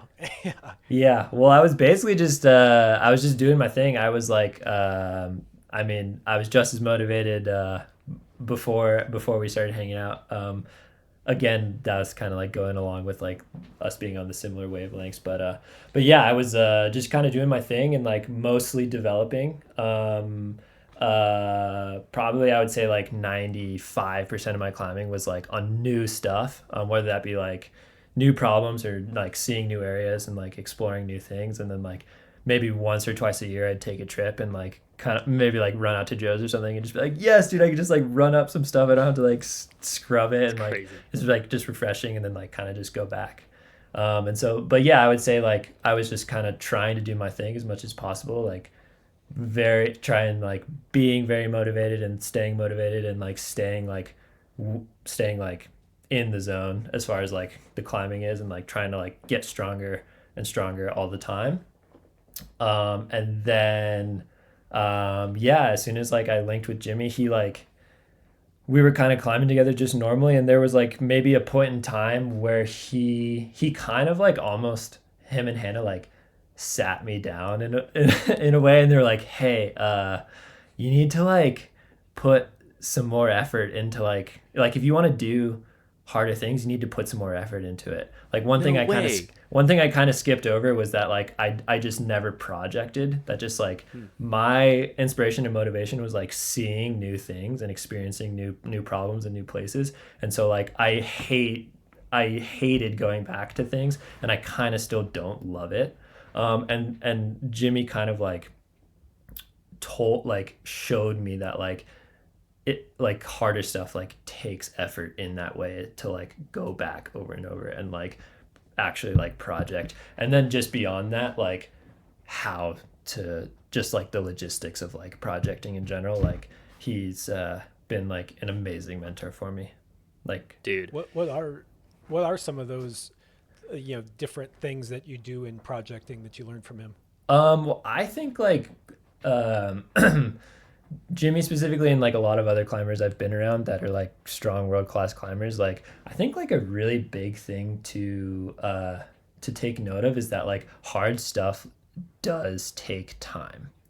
Like you're gonna need to like put in like many sessions. I think like a really good example is like take like Daniel Woods for instance. Like I've climbed with Deezer like a bunch now, and like when I very first started climbing with him, it was like really like eye opening to like realize that like he'll go on a trip and like get on like a V14, and like it might still take him like 5-6 days sometimes, like, and that's not to say it's obviously Deezer, like if you get something that's like in his style, he's like, it's like, dude, like flash go V14, like you should try and flash this. But having said that, there's like gonna be problems that like you need to put the work in, and I'm like, and then it's just like easy to reflect back on myself and be like, okay, well, like that thing took Daniel 4 days, like I should like my first session sucked, like I should go back, like, and like that was like a pretty big breakthrough for me, to just like realize like unfortunately how much time and energy and effort like hard stuff it like requires and takes. It's almost a hidden lesson too. I was literally just coaching somebody last night, a youth homie of mine, and I was like, it seems like you should learn how to operate to your 100% in other things, and that just takes time. You won't find that out until your 50th or 100th try. You won't even find out what you're capable of in a certain type of movement, and then you don't even realize how many variable types of movements there are in the world. In climbing indoors, outside comps, or whatever you do. And man, I love, dude, climbing always fascinates me. The old saying of you can't teach an old dog new tricks is like totally not true in climbing. Yes. And it's but good to hear. Most of the time it may end up being true because people are closed-minded. But it's so cool to me that first of all, Jimmy just kind of saw an opportunity with you and calling you out and saying like, hey, like you should do better for yourself, because you can. That's like something that's awesome to say to somebody. But more than that, it's awesome for you to accept that and be like, dope, like cool, like I believe you, and like I agree with you, and like let's go and find that out, let's go and try, and it sounds like you did, and it sounds like you're learning and learned, and that's like so cool.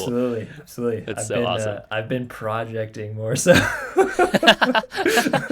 it's great, man.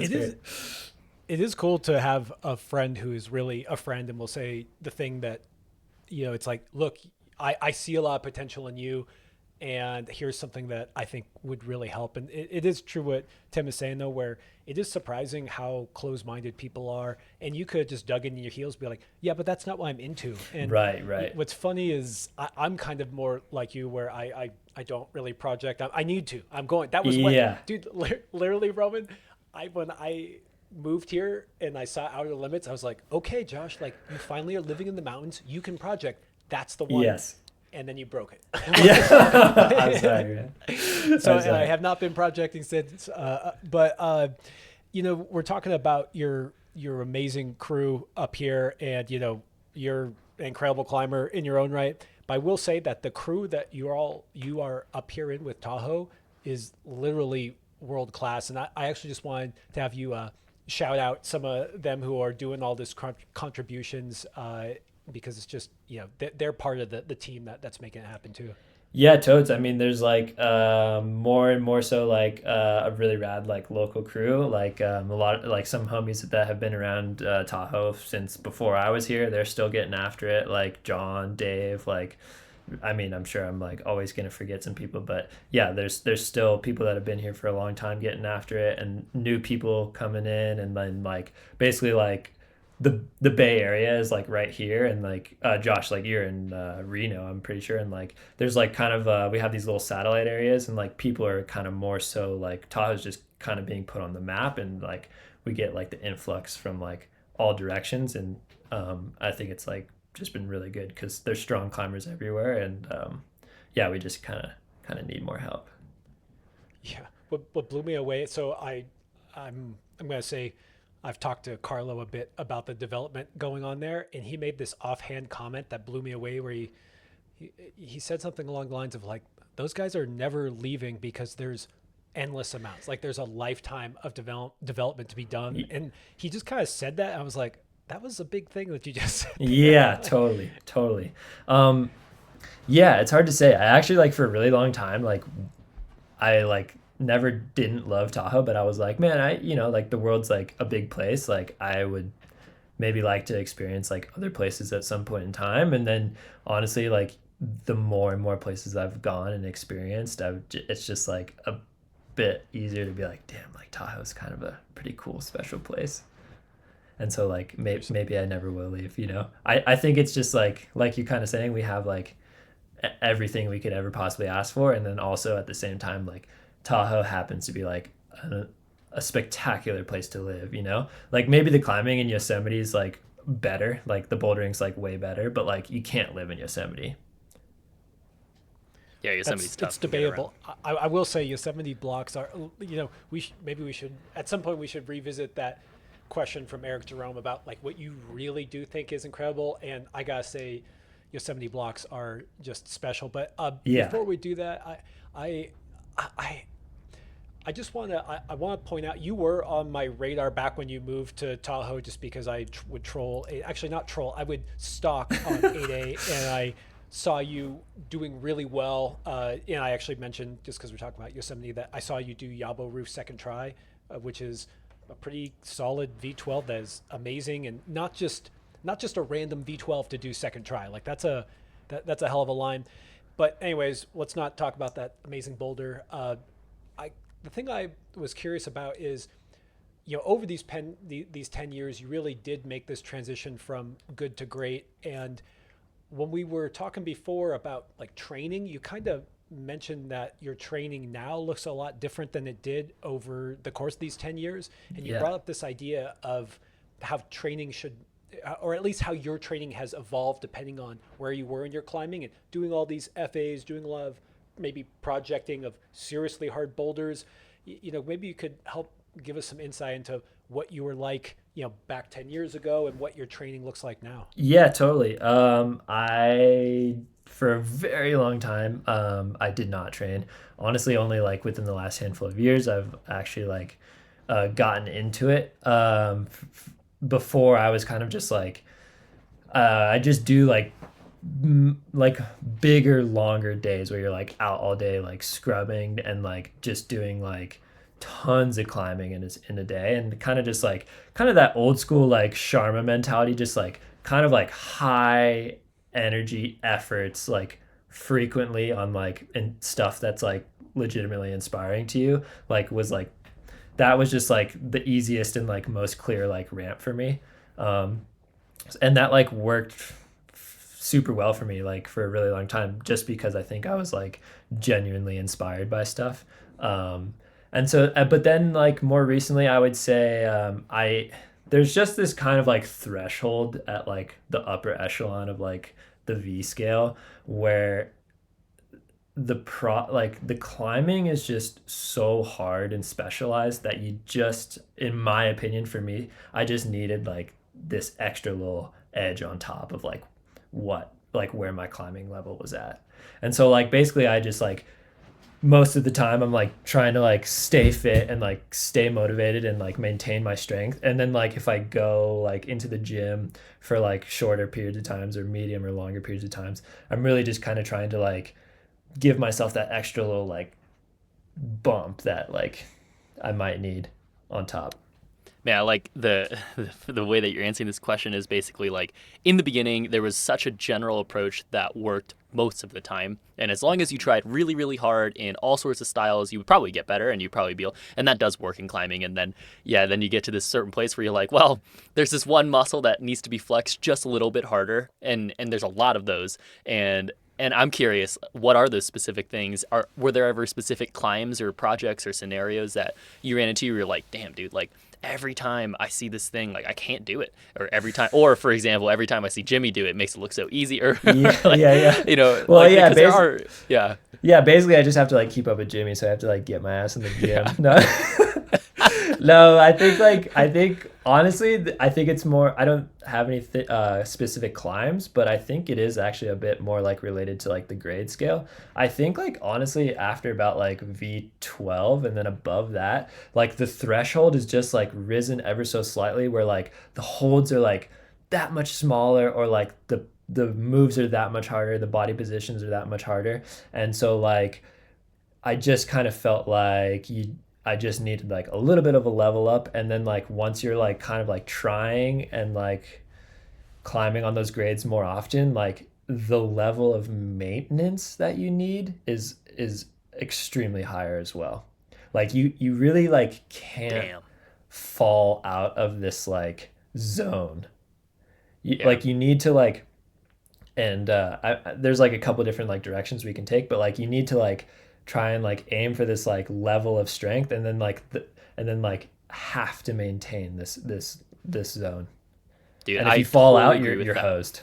I even find that like doing general things like working on construction or like taking a long hike is exactly correlated to your overall level of strength or fitness, or like just kind of like hard hat attitude to get stuff done. And that matters almost just as much as the specific muscle. And it's such a good way to answer that. And I've also been really confused with this, because as I've gotten better at climbing and trying harder things, I'm like, like maybe it's not even specific things that I'm trying to focus on. It's just getting everything amplified to that, next, and adjusting my scales to whatever I thought was cranking to 10 is now, okay, that was cranking to 6. And now my new 10 is just going to be a new 10, and I have to learn what that actually feels like and looks Exactly. like. And that's kind of what you're saying. Yeah, it's so interesting. It must help getting to be around guys like Jimmy, but also guys like David Fitzgerald, who show you what not 11 is on the Yeah, finger what scale, real finger strength is? 25. Yeah. You guys chuckled because when you talked about keeping that that maintenance of that higher level, and I tapped myself as someone who's fallen beneath it, and that's one of the things that's really hard. Just as you get older, and it's not the age thing exactly. It's just it takes a lot of work. Yes. And so what I'm always trying to do is kind of get back to that baseline, where if you guys saw me or if people see me, it's like, oh, I can bust out like one hard move, but I just really, that thing you're talking about, that keeping that baseline really high, takes a lot of work. Yes. And I guess my other question on that training stuff is that you're climbing a lot outdoors, and you're climbing a lot of granite outdoors. I'm wondering what holes that left you in your ability that you then did have to kind of fill in the gym or on the hangboard. Was there something that particular style really highlighted deficiencies that you needed to train for? I would actually say no. I think actually luckily granite in general is just like nasty business. And like if you can climb on granite's great, because if you can climb on granite, you can like kind of show up to like any other rock and kind of just have a good old time, and like in general, if you're climbing on like harder stuff on granite, like especially here in the Sierras, like things are going to be like really fingery, and like maybe like higher, maybe like sharper holds. Like you might need like a higher pain tolerance, a lot of like funky body positions. So I wouldn't say, as far as like the level that I needed, was like anything specific, like as far as like holes that I needed to fill. It was more that like I felt like a decently well-rounded climber because I had so much time on stone, and then I just needed like that extra little oomph on the end of it. Whereas like you get on like there's gonna be times if you're gonna go out and try V14 where you just try a move and you're like, damn, like I just can't hold on to that fucking hold. And so it's like there's a certain point where there's like not much of a better climber that you can like get. You may not need to work on like skills at that point. It's just really more like you might need like a couple extra percentage point of like finger strength or so. I love the way you're answering this question. I've always explained to people that like it was always a strange realization to me, and I've been talking about this a little bit more since I've been trying like Sleepwalker specifically, which is the kind of hardest climb I've been trying consistently. And people have asked like, yeah, what's that kind of evolution look like in climbing? And that's why I've always used the belt system in like martial arts as a better comparison for like leveling up in climbing.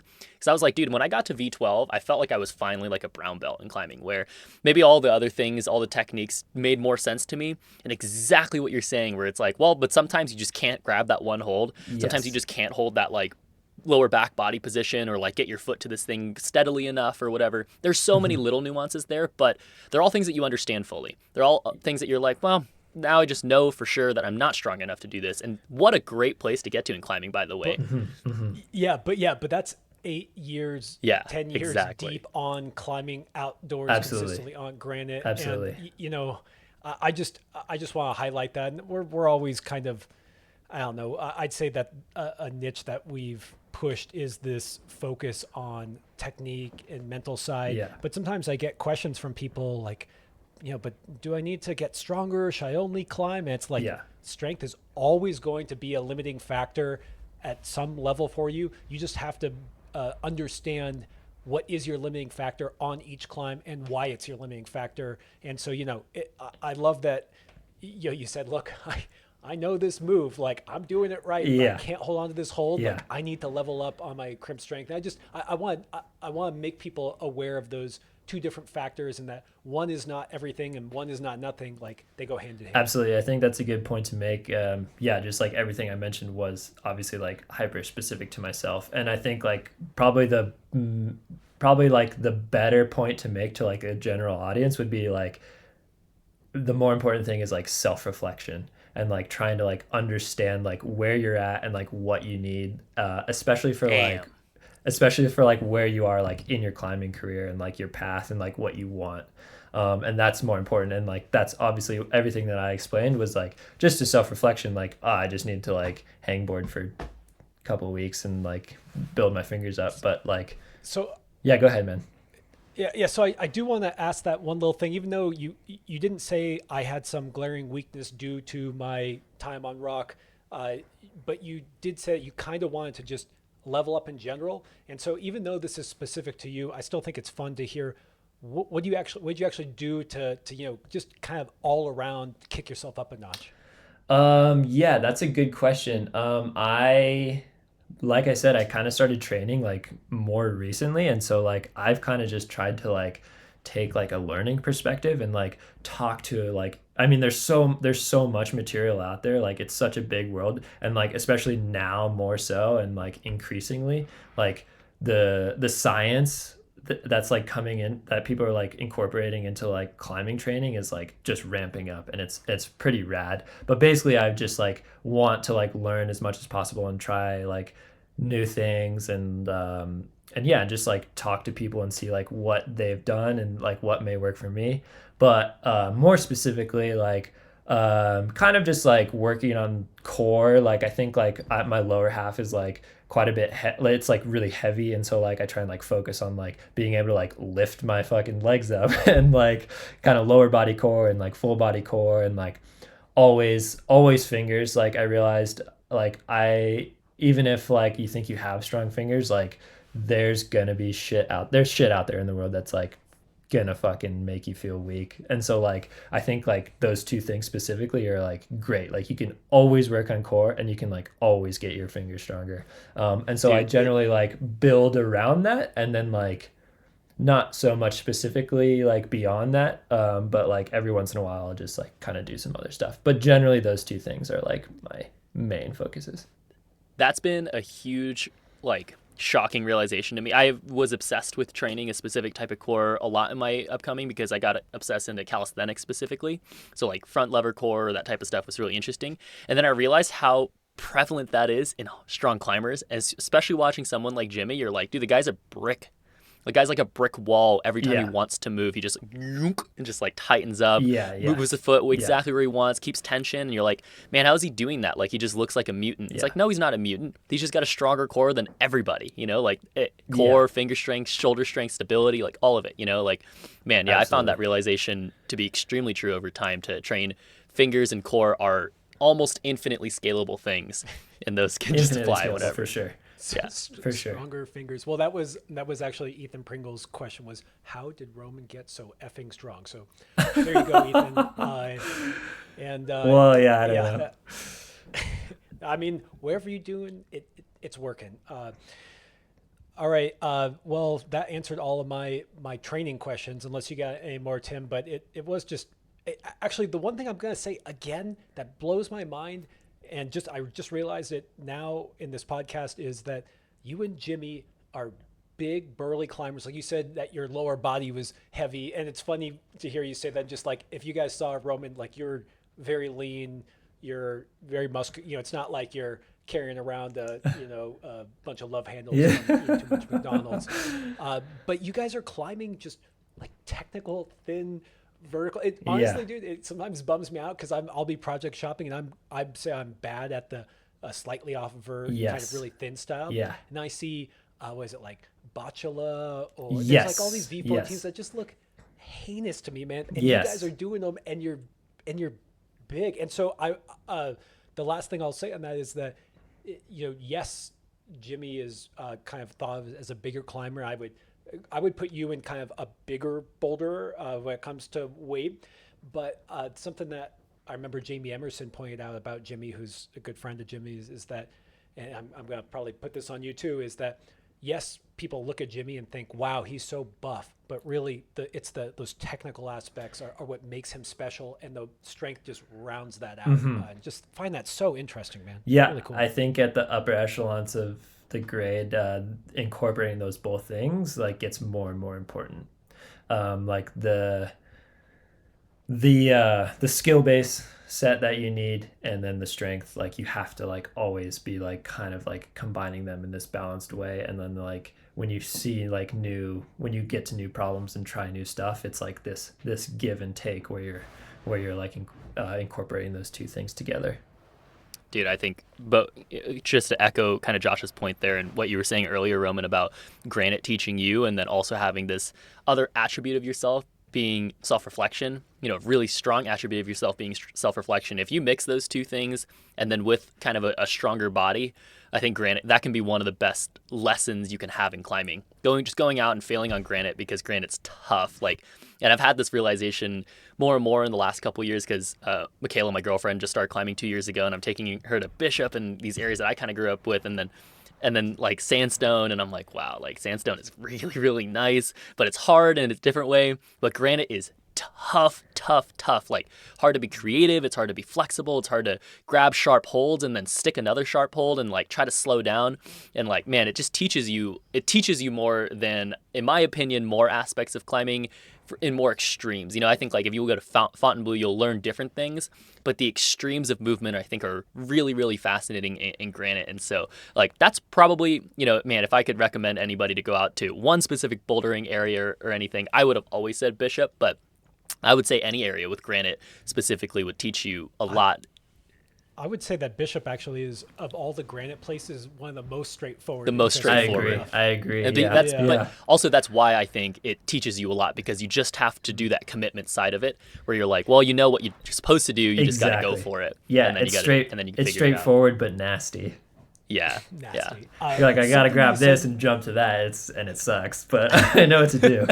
I mean, it's not like there's not nuances in Bishop. I just mean if you compare Bishop to Yosemite, No, I agree. I could just routinely get my ass kicked in Yosemite on any grade. I have respect for every climb in Bishop. Yeah. In Yosemite. Yeah, one time, actually, the day I did diesel power, I did this V1 slab after, and I legitimately was like, damn, dude, this thing is like harder than diesel power. Like, for real. More psych. And diesel power is hard. I remember doing diesel power, Yeah, I thought it was hard. And Yeah. then I did Shadow Warrior. I was like, this is easy. Like, what is going on with Yosemite grades? I don't know. That's a whole nother topic. Totally. Where, by the way, Carlo did say that he thought that if you can climb well in Yosemite, you can climb anywhere well in the world. I agree. And that's on that grant. You know? Yeah. Something that just came to mind was when you talked about Jimmy walking up to new boulders and having a guess at the sequence, and that it typically panned out that way even after you guys, put in the work. Is there's something to be said for just that time in front of rock and figuring it out? And it makes me think of Adamandra and his onside. And I'll never forget being in China with Ethan Pringle, and my project was some like 13C. And it had this like weird crux thing where you had to reach way back to like a blind thing in a crack, like a block that was where the holds were. And it was super sequency. And then Ethan just warmed up on-sided it. And it just blew me away because he just knew how to do it. It wasn't that, clearly warm up on-siding 13C is impressive enough at its own right, but he did the sequence perfectly. And I had no idea how he could figure that out. And it's just something interesting about, when you travel, or like, have you found that from developing, it's given you a better view? I guess we went into this a little bit with your eye for developing, but, can you tell that you have a better eye for beta than others who don't spend the time outdoors that you do? If we're talking about spending outdoors versus not, specifically, I would say yes. Because I think that's all it is. It's like rounding yourself out in that way, like seeing new places, trying different things, experiencing different rock types. And honestly, I think a good analogy that I try and like give when I talk to climbers that are like just starting out, and I mean like just starting out, like literally like learning how to move across the wall for like some of the very first times. Like, I think it's good to kind of think about it like learning a new language. Like, every time you like experience a new move, it's like adding more words into your vocabulary, and you kind of just want to like keep working at it, keep adding stuff into your vocabulary. And like, obviously there are people that like, it's infinitely scalable, and like people can like, there's some people that can like express themselves like more eloquently, they just have like more words in their vocabulary, like more moves like under their belt that they can like kind of like apply to any situation. I want more under my belt. That's so cool. It makes me think of one of the things I try to do as I'm getting older is really be open to the different kinds of climbing that gets popular, like the parkour style or whatever. And like, because it's infinite. Like, the amount of new movements that can be learned is infinite. And I often remind people that when I started climbing back in like 94, 93, heel hooking was not really a thing. And we joke, but like there's something like that now. And I think this is relatively recent. And I'd say the last 10 years, bicycling was always a thing, but biking freaking everything, like getting a toe scum on anything. And I use it on the moon board a ton. I love what you're saying. And I also want to just tell people that even though they're not a V0 climber, it goes on. Like, like you said, it's infinite. It's infinite. Really cool. Yeah. It's a constant learning process. The thing that the story that you brought up with Ethan and you guys going to China, that is exactly what happened there. Ethan just had a much better translator on this one climb and was really comfortable with this language, just saying like, hello, dude, sir, right on, just this constant like feedback where it was like, oh, that's easy. That's like easy language. Even though maybe it was complex to learn that stuff. And like, yeah, it's 13C to learn those things. For him, it's easy. And that's what hard climbing is like for most people. I think this is a fascinating insight. I love the analogy that you just used, Roman, for like learning a language, because I've heard that used before, but not in this way where you're taking specific words and like taking them in and getting used to them. That's a really relatable aspect to harder climbing or climbers. Man, there's hard climbing, there's strong climbing, but there's also climbers who are really good and make easy or medium level climbing or hard climbing look really easy. And that's where the language analogy for me makes the most sense, is where Ethan just walks up to 13s all of the time. He might be one of the best in the world at doing that medium level grade easily.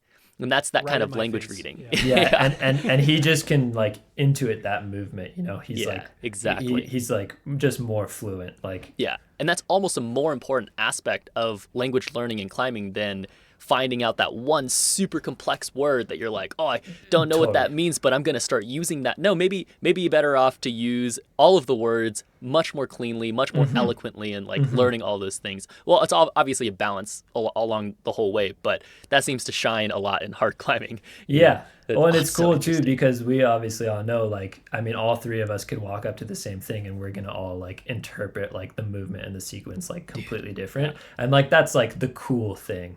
Like that's the cool way. Like Yeah. and like you like everything, all the movements that you like put under your belt is like gonna like accumulate into like that like interpretation like going forward. Yeah, I love what you're saying, dude. Like Ethan's not gonna be like, "Oh, this is how you speak. This is how you talk." No, he's gonna be like, "This is how I talked." Yeah, and exactly. I like that, and that made it easy for me.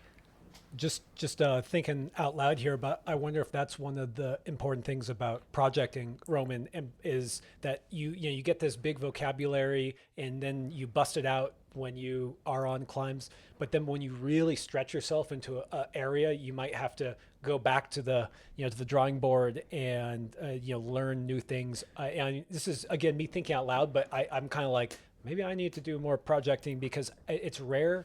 I mean, this is why limit climbing with your friends is so important, because you get pushed into these.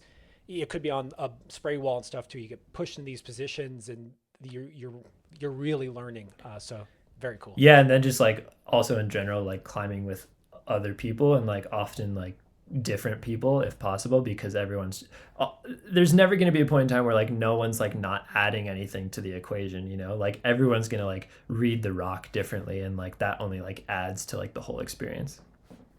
Dude, I don't know if this is like super true necessarily, but I find that really strong climbers use slang a lot in like actual English speaking.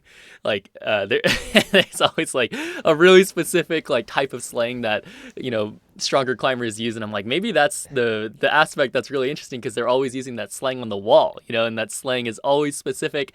I'm like, man, that's so interesting to me, because I always I think the language I took in high school was French. And I never was able to get a French sentence out, a sentence out in actual French, because I was always trying to fit in the grammatical confines of like what was correct in French. And then you learn that when your people are actually speaking French, it's just like slang after slang after slang, and just like the quickest way to get communication out. And then you watch like someone like Sean Rabitou talk, and you're like, man, like you're just saying the efficient things. You're just saying the things that like you're just communicating in a way that just makes sense. That's the only things that make sense. And like you're kind of like that. Keenan and Katie are like that. Dude, like, yeah, the fucking so Keenan specific. and Katie slang is like fucking all time. It's hilarious. They're such a good to hang out with. I think Tahoe actually like has is kind of famous for its slang. And I kind of never really understood what that was about, but I think probably what it was is just like spending way too much time way too deep in the woods being a freaking dingbat. Just like kind of speaking, just mumbling out of your mouth nonsense all day. It does feel like as we go deeper into climbing that more vocabulary will get developed, because there's so many subtleties and body position that we just don't really talk about. It's like, oh, sag out on that toe. Yeah, it's like, totally. Okay, like that's like a very small portion of what occurs in that particular move. And it's like, we have Gaston or whatever, or dynamic move. And it'll be interesting. I wonder how people will describe moves in 50 years. It's gonna be different. Totally. Dude, the amount of times in a coaching session I'll say something, and to me fairly obvious, and someone's like, "Can you explain that?" And I'm like, yeah, like, for sure." But yeah, I mean, there's so many ways to explain.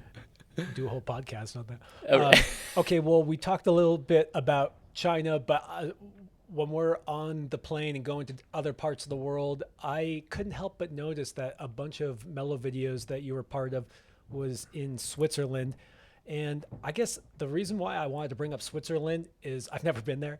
And no, what it really is I've never been there. I'm curious, like Tahoe is having this whole golden era and hard climbs are going up.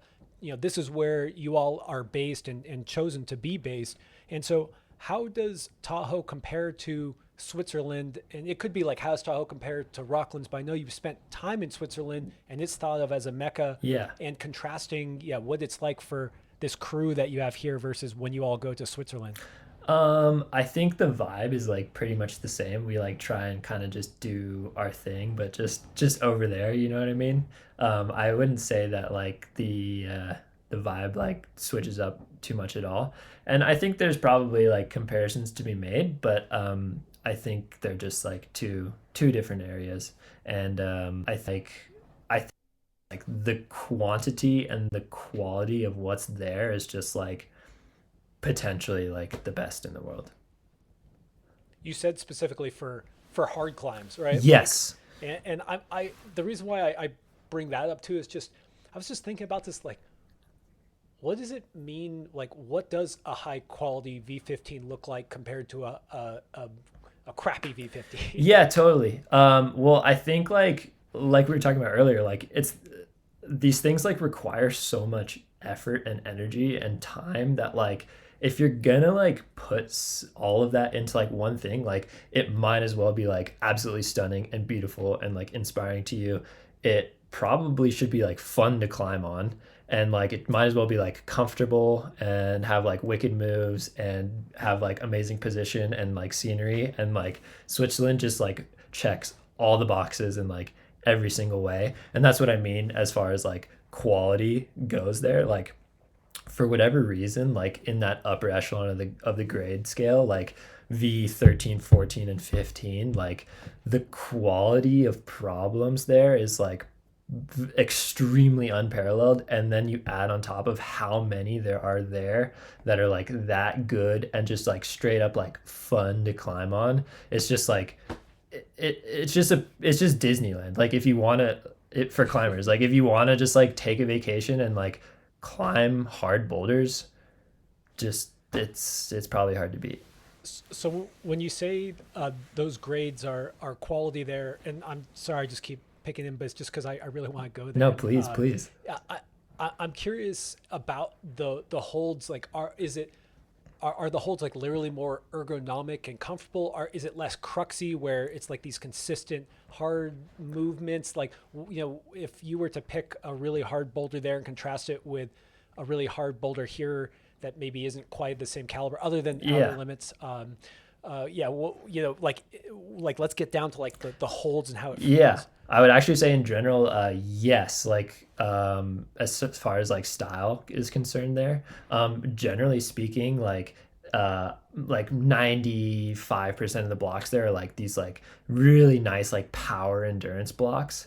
And then holds specifically, like generally like everything there is just like really comfy for some reason. Like you're rarely ever doing like nasty crimping like you do back here in California.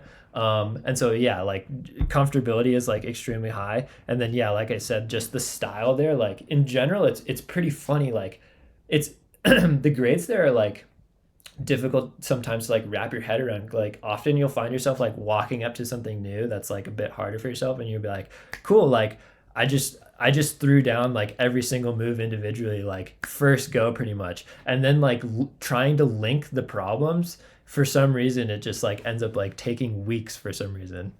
But I think that's kind of like the why it's like at least like pleasant to climb on, you know, like you're rarely ever doing like nasty stuff, and you're kind of like doing moves like pretty easily and like making big links, and like everything there generally has like really nice progressions, you know. You can like you kind of go through the progression like easily, where you're like, cool, did the moves, okay, I'm making bigger links, like okay, I'm like one hanging this thing, like send next, hopefully.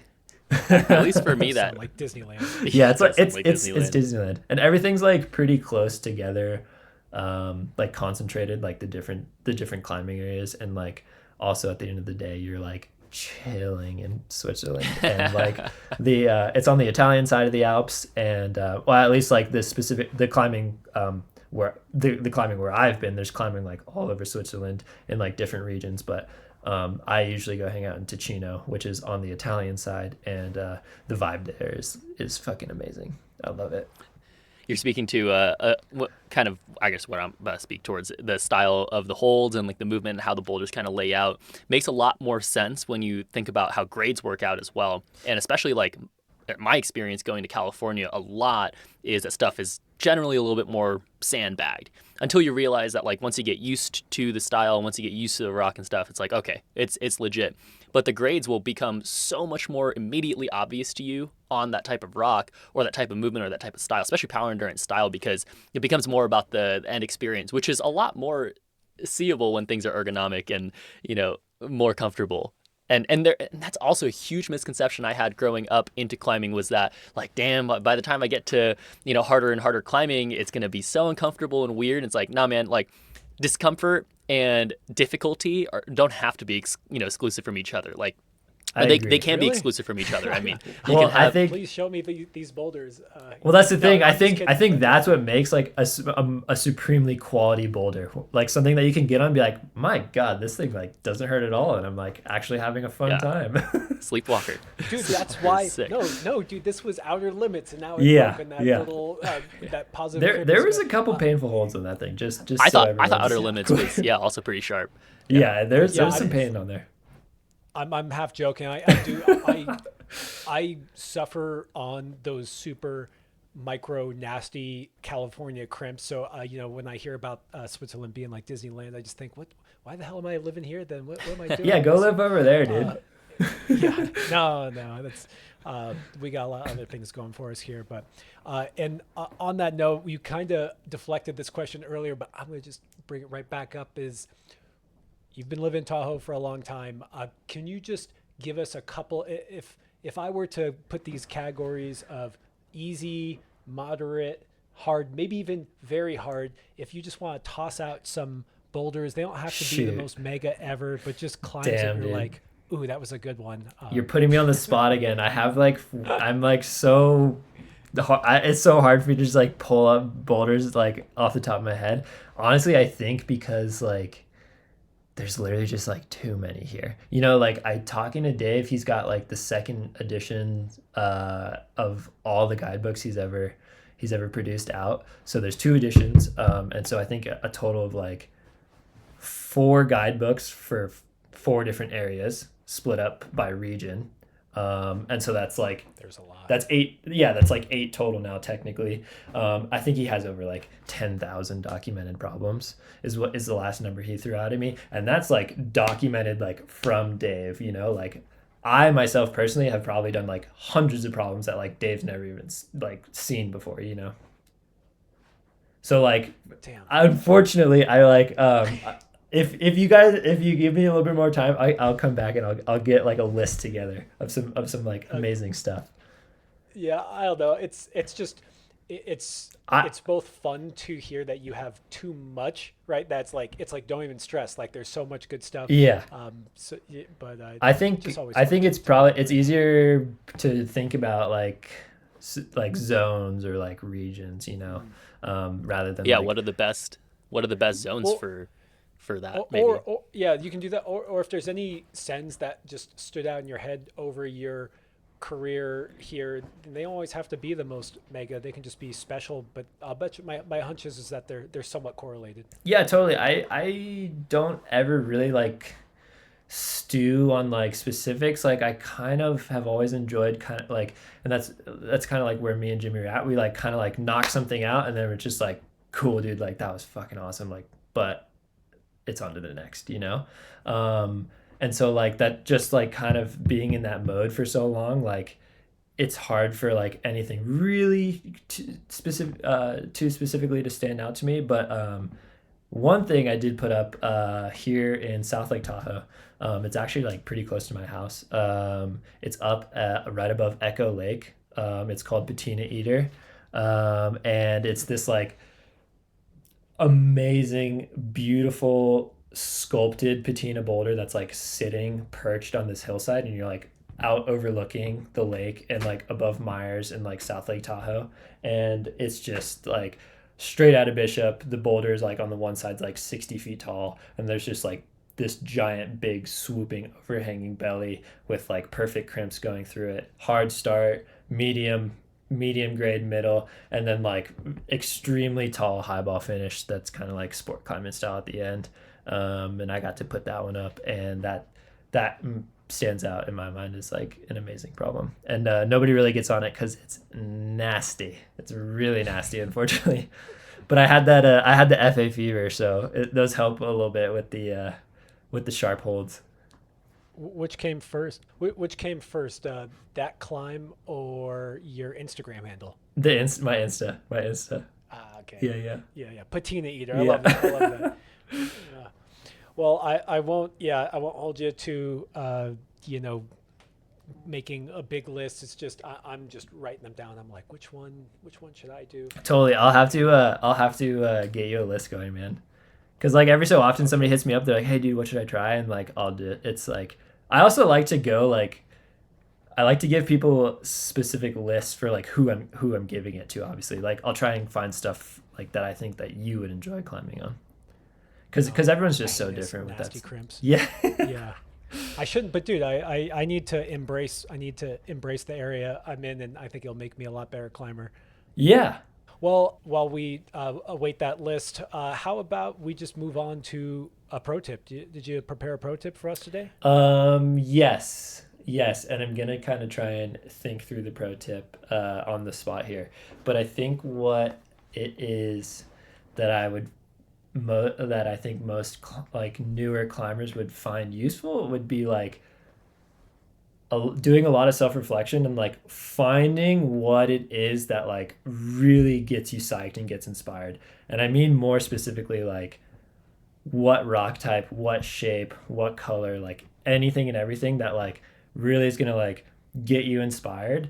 Because I think once you find that and have that in your life, everything else kind of like falls into place as far as like staying motivated and staying on top of training and being able to like be a climber like in the long, like for the long term.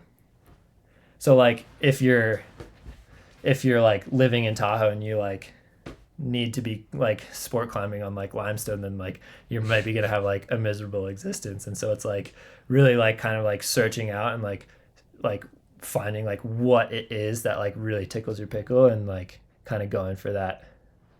Man, that's a special pro tip. I had on the context of competitions, I used to struggle when I was younger. I struggled for a really long time in competitions, and my first coach always told me after like a bad competition, or it wasn't always a bad competition, but I was always a little bit bummed after a competition. He was like, but what was your favorite move? What was your favorite hold? Because I always got stoked on holds. I would always get stoked. It's something I always grew up with in comps. I would always nerd out about the holds. I know the names and companies about a lot of holds. Yeah. And he would always ask me, like, what was your favorite hold from the comp? And I'd be like, and then I'd light up instantly and be like, oh, like whatever. And he'd go and find the holds for me, like at the gym and stuff, and be like, Timmy, there's the hold. Like, here, I made a climb up with the holds, and it'd be a super hard problem. And of course, I would try the hardest on those types of problems. So absolutely, it's a really hidden, like, nice specific pro tip. I like that. I think exactly what you said is like really important, because I found that like when I'm not psyched and not inspired, I actually climb really uninspired, and it's actually like a big issue that I have within my own climbing. And it's special because when I do like finally find something, I can like, it's this weird, like I can ramp like 2 grades like that if I'm like legitimately psyched. Literally. And so I think it's just doing that soul searching, and like I said, like once you find your thing, like everything else will fall in place, and you can like kind of live a happy existence after that. Dude, I love that. And it always makes me think of, I know it sounds weird, this is a weird thing to connect it to, but I remember working after college and desk jobs and finance jobs that I didn't like. I just remember having this moment where it was like 2 a.m.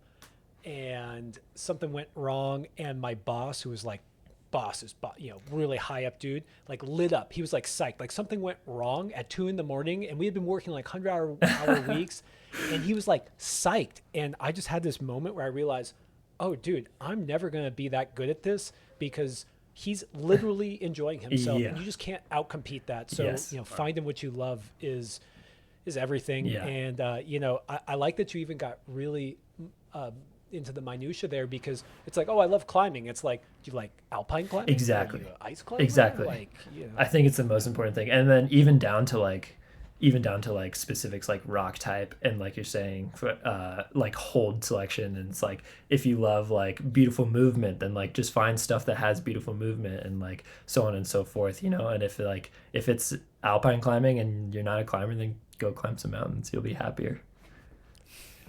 My only caveat to that, even though I totally agree, is that I'm someone who doesn't love super nasty crimping, especially on not super steep stuff. But I actually, you gotta be careful when you don't recognize that there can be joy in, like, it's like, do I not like that, or am I not good at that? And I can actually get a lot of joy out of climbing something that is really difficult for me, and then when I just kind of let that go and embrace that moment and find my own way. So, don't if all you want to do is romp up V0 jug hauls, like, that's cool, but maybe you should at least try other things too without too much ego involved. Yeah, absolutely.